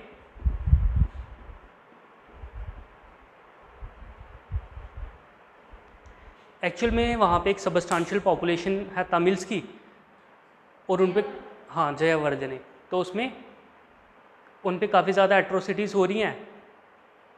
ठीक है, और उस टाइम पे इंडिया और श्रीलंका टॉक कर, इंडिया उनको कहता है कि आपको इन पे एट्रोसिटीज़ नहीं करनी चाहिए, तो फाइनली दोनों में पैक्ट साइन होता है कि आप तमिल्स को सिटीजनशिप देंगे। वो मानते हैं कि हम कुछ तमिल्स को सिटीजनशिप देंगे और इंडिया मानता है कि हम कुछ तमिल्स को वापस ले आएंगे इंडिया में। ठीक है, उनके सिटीजन्स वो दे नहीं रहे, तो इंडिया बोलता है कि हम कुछ को हम वापस ले आएंगे और कुछ को आप सिटीजनशिप दे दो, लेकिन वो भी नहीं होता वैसा भी कुछ, बस पैक्ट साइन हो जाता है, लेकिन कुछ सबस्टांशियल इस पे होता नहीं है बाद में। ठीक है, इशू क्या था मेनली उस टाइम पे? और कोल्ड वॉर था, है ना? कोल्ड वॉर का इरा कब से था? 1945 के बाद से ले सकते हैं और 93 तक, जब तक कोल्ड वॉर में बातें नहीं होती हैं। कोल्ड वॉर में बस ये है कि जो यूएस है वो पूरे वर्ल्ड को कैपिटलिज्म की तरफ लेके जाना चाहता है और जो सोवियत है वो पूरे वर्ल्ड को सोशलिज्म की तरफ या कम्युनिज्म की तरफ लेके जाना चाहता है। तो ठीक है, तो वो क्या करते हैं, वो बाकी जितनी भी कंट्रीज़ हैं उन पे अपना अपना इन्फ्लुएंस जमाने का ट्राई करते हैं। श्रीलंका जो है ये यूएस का अलाई है उस टाइम पे, और इंडिया कहीं ना कहीं 1971 के बाद रशिया का अलाई हो जाता है। याद है 1971 में हमने उनके साथ ट्रीटी साइन की थी, पीस, फ्रेंडशिप एंड कोऑपरेशन। ठीक है, 1971 में, और इंदिरा कहीं ना कहीं अलाई हैं रशिया की, तो ये इंटरफेयर करना चाहती हैं यहाँ पे श्रीलंका में। ठीक है, इससे पहले भी हुआ था, श्री मावो इनके पीएम थे, उनको वो काफ़ी एलिगेशन लगाते थे कि हमारी इलेक्शंस में इंडिया कहीं ना कहीं इंटरफेयर करता है। ठीक है, तो इंदिरा आपको पता ही है कि कैसा स्टेट्योर था उनका, और वो करती हुई थी। ठीक है, फाइनली 1976 में इनको काउंटर करने के लिए एक ऑर्गेनाइजेशन बनती है, इसका नाम है LTTE, liberation of Tamil tigers Eelam. ठीक है, तो LTTE का क्या गोल है कि हमें तमिल्स को, तमिल एरियाज़ को ही आज़ादी दिलवा देनी है। ठीक है,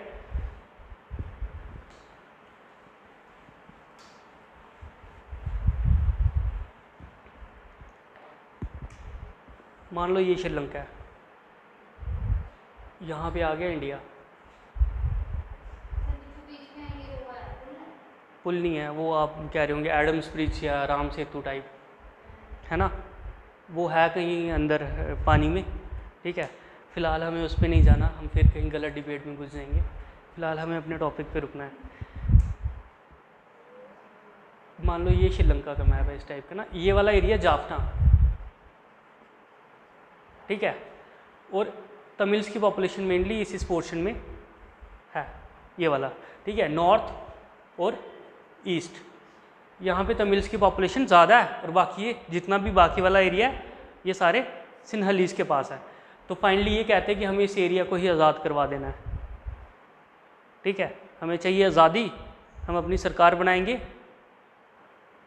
इतना सा तो आइलैंड है ये, ठीक है, इसमें भी आज़ादी दे देंगे तो फिर बचेगा क्या? तो वो उधर कौन सी गवर्नमेंट वगैरह अगर उनको आज़ादी अपनी सरकार बनाएंगे ना। जाफना, अच्छा हाँ, जाफना क्या है? जाफना एक सिटी है यहाँ की, ठीक है, इसको एक्चुअली जाफना एरिया कहते हैं इस वाले एरिया को ना।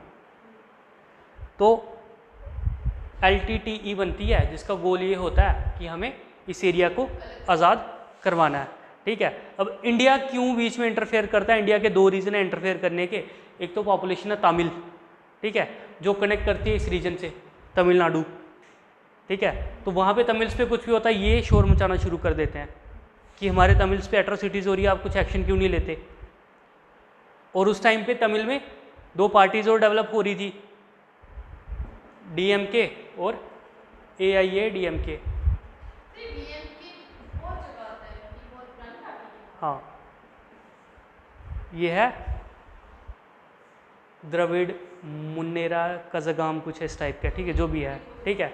तो अभी इन्हीं की सरकार रहती है, स्टालिन इसके हेड हैं, ठीक है, और कांग्रेस इसकी लाई है। AIDMK इसकी थी पहले जयललिता, ठीक है, जो जिनकी डेथ के बाद ये पार्टी कहीं ना कहीं पूरी फ्रेगमेंट हो गई है।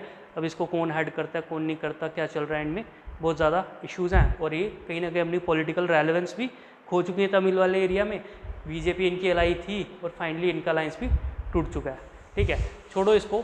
सिचुएशन ये है कि तमिल्स पे यहाँ पे एट्रोसिटीज़ हो रही हैं और ये वाले तमिल काफ़ी परेशान कर रहे हैं इंडिया को कि आपको रिएक्ट करना चाहिए, आप श्रीलंका से बात क्यों नहीं करते, हमारे तमिल्स पे इतनी ज़्यादा एट्रोसिटीज़ हो रही हैं। और उस टाइम पे क्या हो रहा था, थोड़ी बहुत माइग्रेशंस भी हो रही थी। जब भी एट्रोसिटीज़ होती हैं तो वो क्या करते थे, शिप वगैरह बोट वगैरह से ही आ जाते थे इंडिया, और तमिल में भी कहीं ना कहीं माइग्रेशन इशू शुरू हो गया था।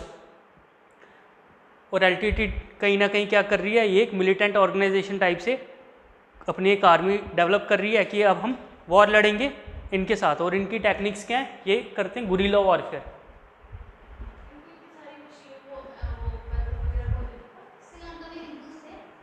हाँ, ये तमिल सिंधु ही तो हैं, ये बुद्धिस्ट हैं। हाँ,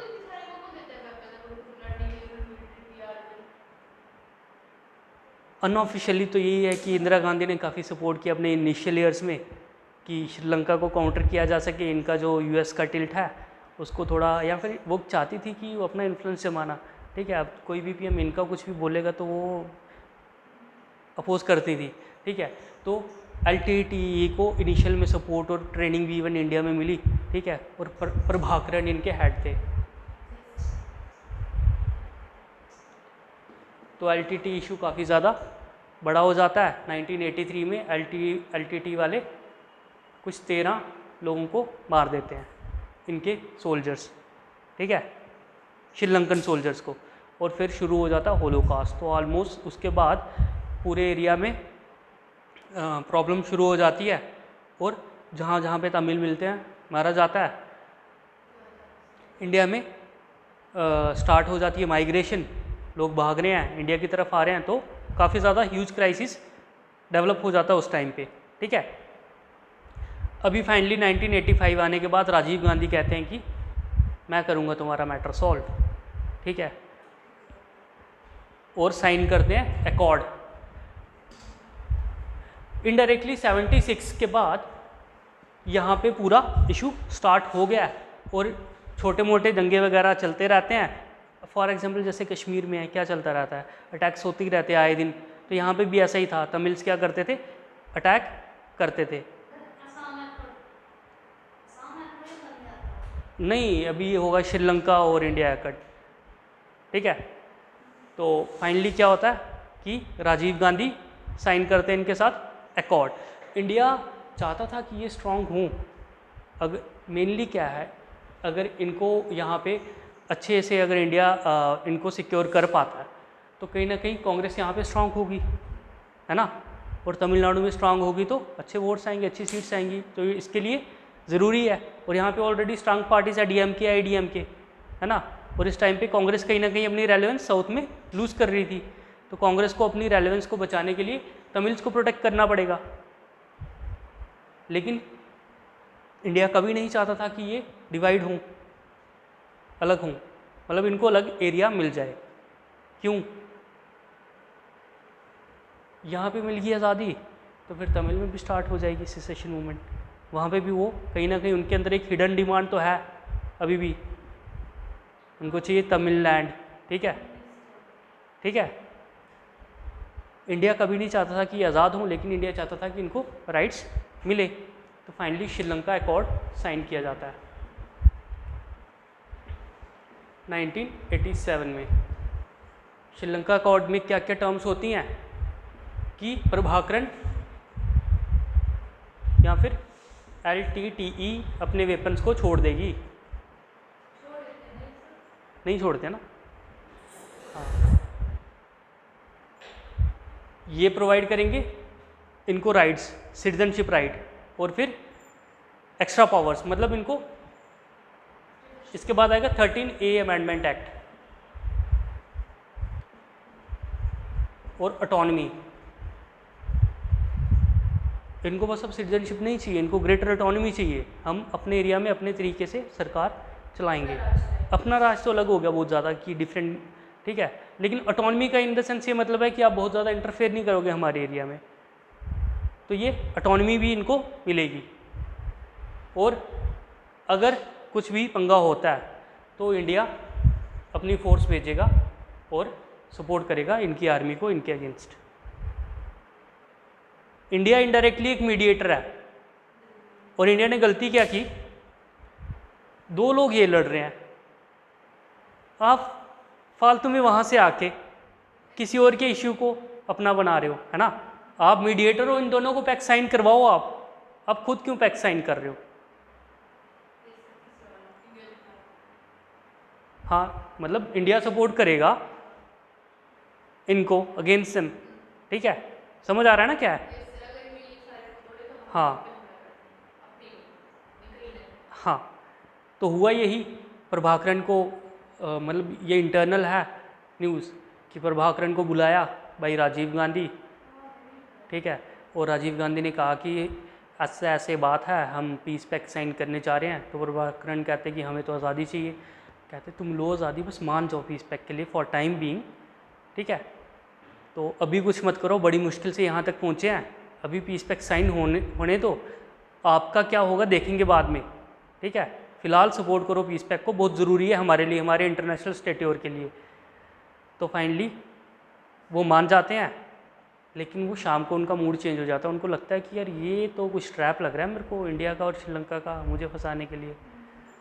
वो अगले दिन फिर से मीटिंग सीख करना चाहते हैं, लेकिन राजीव शाम को ही पहुंच जाते हैं श्रीलंका और साइन कर चुके होते हैं अकॉर्ड। हाँ हाँ, ये वाला अकॉर्ड, हाँ। तो फाइनली प्रभाकरण वेपन नहीं छोड़ते, ठीक है, और इंडिया को अटैक करना पड़ता है। इंडिया भेजती है पीस कीपिंग फोर्स। और इंडिया को ये लगा कि ये कुछ नहीं करेंगे, मान जाए, है ना। हाँ इसलिए उन्होंने कहा वो उनको लड़ना चाहते थे, पर उन्होंने लिख दिया था, रूल करना पड़ा, है ना, मतलब वॉर करनी पड़ी ना, क्योंकि उनको लगा था कि वो मान जाएंगे सारे रूल्स एंड रेगुलेशन, प्रभाकरण ने नहीं माने, इसलिए हाँ उनको अटैक करना पड़ा। हाँ, तो इंडिया फाइनली अपनी फोर्स भेजता है, पीस कीपिंग फोर्स, और फिर वो भी कुछ खास कर नहीं पाती। क्यों नहीं कर पाती? क्योंकि एरिया पूरा जंगल वाला है और ये लोग गुरिल्ला वॉरफेयर करते हैं, डायरेक्ट वॉरफेयर नहीं करते। गुरिल्ला वॉरफेयर पता है ना? हाँ, मराठा में। तो क्या करेंगे, वो सडन से अपेयर होंगे, अटैक करेंगे और भाग जाएंगे, ठीक है। तो इंडिया को काफ़ी रिवर्सेस फेस करने पड़ते हैं यहाँ पे, काफ़ी बेइज्जती होती है उनसे भी और इनसे भी। ये फाइनली कहते हैं कि अब जाओ यहाँ से, हम देख लेंगे, ठीक है। और फिर फाइनली 1989 में राजीव गांधी डिसाइड करते हैं कि हम अपनी पीस कीपिंग फोर्स को वापस बुला रहे हैं। तो वापस बुला लेते हैं धीरे धीरे, और वीपी सिंह के टाइम पे सारी फोर्स हमारी वापस आ जाती है, ठीक है। उसके बाद भी काफ़ी इश्यूज़ रहते हैं ये सब साइन करने के बाद भी, लेकिन हमारा यहाँ पे ये रेफरेंस है कि हमारे पे क्या रिपरकशंस हुई 1991 में। रिपरकशंस मतलब इम्पैक्ट। राजीव गांधी को असैसिनेट कर दिया गया भाई तमिल्स, ठीक है, हाँ, प्रभाकरण वालों ने। और फिर ये 2009 तक चलता है, और 2009 में श्रीलंका क्लेम कर लेता है कि हमने फाइनली प्रभाकरण को मार दिया है, ठीक है, ख़त्म। ये था हमारा श्रीलंका इशू। साइन होता है अकॉर्ड तो साइन होता है लेकिन इम्प्लीमेंट नहीं होता। इम्प्लीमेंट करने के लिए क्या चाहिए, प्रभाकरण को वेपन छोड़ने पड़ेंगे, LTTE को डिसबैंड करना पड़ेगा, और प्रभाकरण मानते नहीं है। ठीक है, साइन करा था ये ना, प्रभाकरण ने थोड़ी साइन करा था, ये राजीव गांधी ने और श्रीलंका ने साइन किया था जो उनके PM थे। प्रभाकरण ने खाली सपोर्ट दिया था by mouth to Rajiv Gandhi कि हाँ मैं मान जाऊंगा, लेकिन वो नहीं माने, उन्होंने बैकफायर कर दिया। ठीक है, और फाइनली इंडिया को अपनी पीस कीपिंग फोर्स भेजनी पड़ी श्रीलंका में, और वो भी कुछ अच्छा से सर्व नहीं कर पाई, और फाइनली इंडिया जो चाहता था कि पूरे कंट्री में वाह हो, ह्यूमिलेशन झेलनी पड़ी इसकी वजह से। ठीक है, ये था हमारा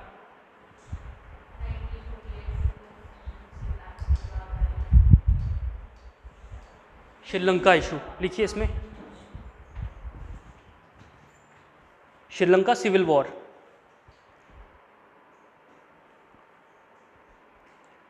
फर्स्ट पॉइंट लिखिए, according to Ceylon citizenship act, according to Ceylon citizenship act,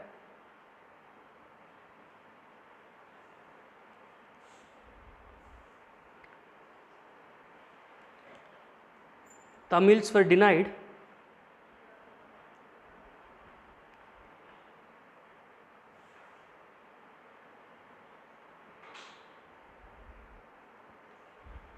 all the citizenship rights.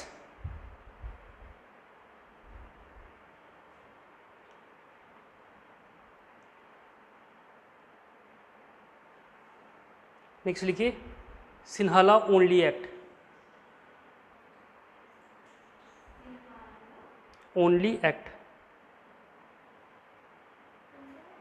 Sinhala only act.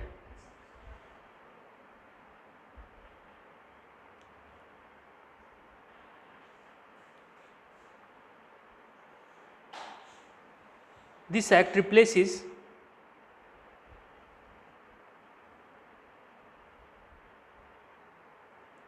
Sinhalese as official language of Ceylon.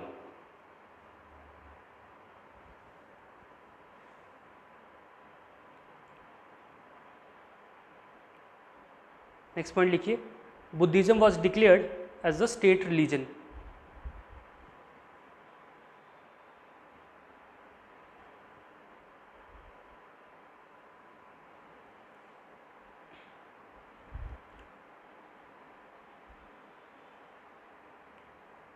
Next point लिखिए, पॉलिसी ऑफ स्टैंडर्डाइजेशन।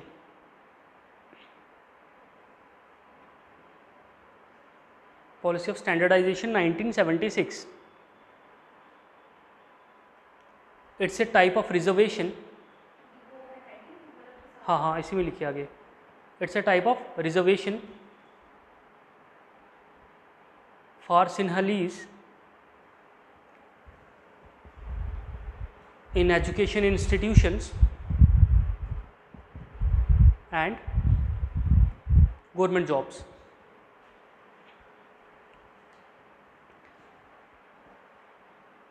रिजर्वेशंस होती है माइनॉरिटीज़ को प्रोटेक्ट करने के लिए, ये मेजॉरिटी को ही रिजर्वेशन दे के बैठे हुए हैं।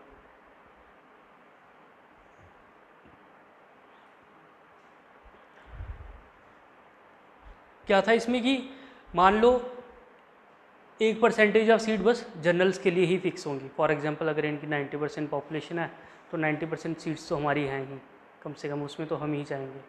ठीक है, और फिर बाकी जनरल। नेक्स्ट पॉइंट लिखिए, ban was imposed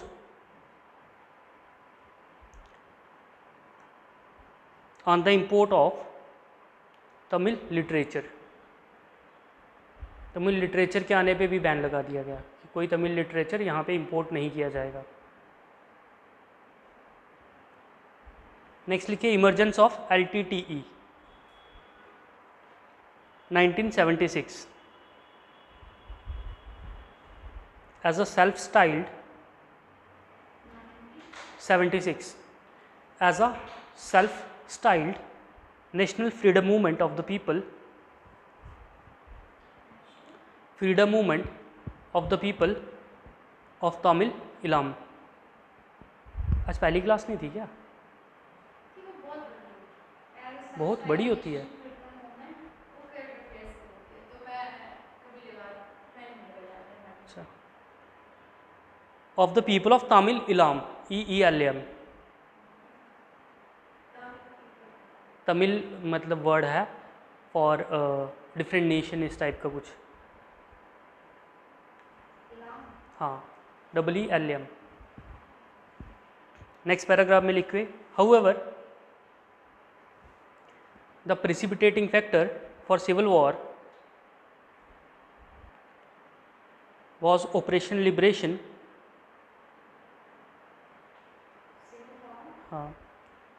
was Operation Liberation launched in 1987 by Sri Lanka government on Jaffna. हाँ, 1987 by Sri Lanka government on Jaffna. Next paragraph लिखिए, under the pressure of South Indian states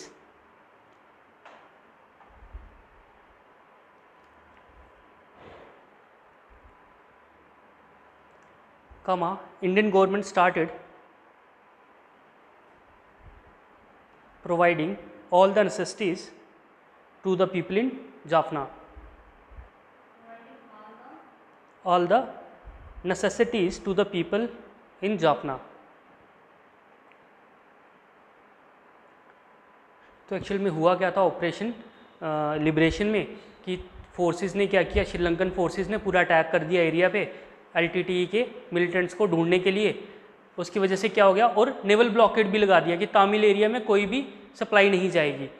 अब weapons तो नहीं जा रहे, लेकिन साथ में फूड ग्रेन्स भी नहीं जा रही, ठीक है, और फूड ग्रेड नहीं जा रही तो लोग कैसे रहेंगे, सारे मिलिटेंट थोड़ी हैं। तो इंडिया ने उस टाइम पे क्या किया, बाई ईयर प्रोवाइड की सर्विसेज उनको, तमिल वाले एरिया में फूड वगैरह बाई ईयर पहुँचाया, और साथ में जर्नलिस्ट भी, ठीक है। और फिर फाइनली श्रीलंका को पता चल गया कि ये इफ़ेक्टिव नहीं है, तो उन्होंने फाइनली ब्लॉकेड निकाल दिया, और फिर इसके बाद साइन हुआ accord. Under the pressure from the south Indian government started providing all the necessities to the people in Jaffna, full stop, in the wake of continued insurgency,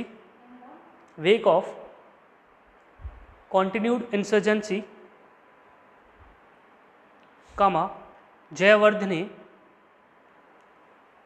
and Rajiv Gandhi signed an accord known as Indo-Sri Lanka Accord with following provisions.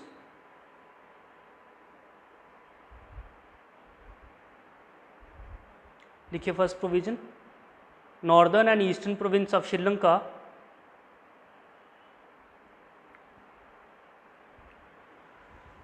would be merged into a single province.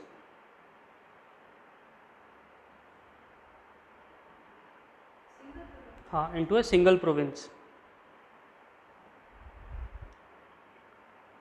Second point, substantial devolution of powers.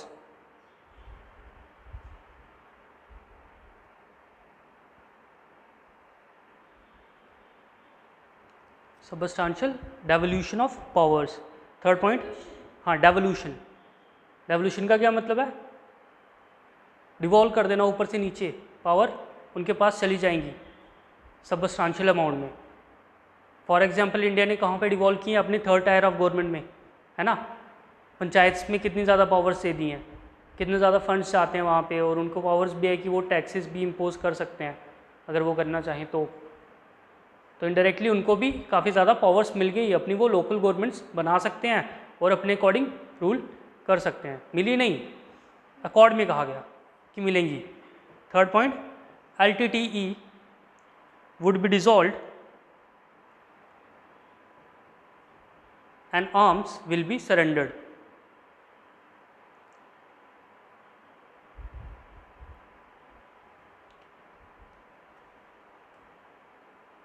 Next point, Indian Army would came to the aid of Sri Lanka would come to the aid of AIDE Sri Lanka if needed.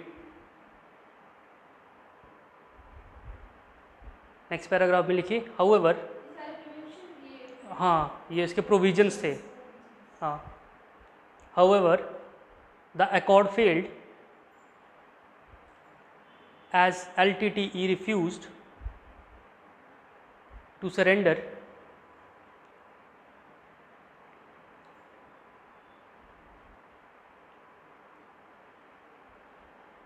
full stop. Indian government had to send Indian peacekeeping force but got involved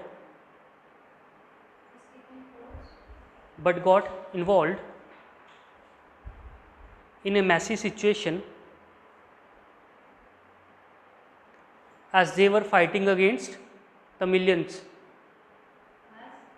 As they were fighting against the millions. They were fighting against the millions.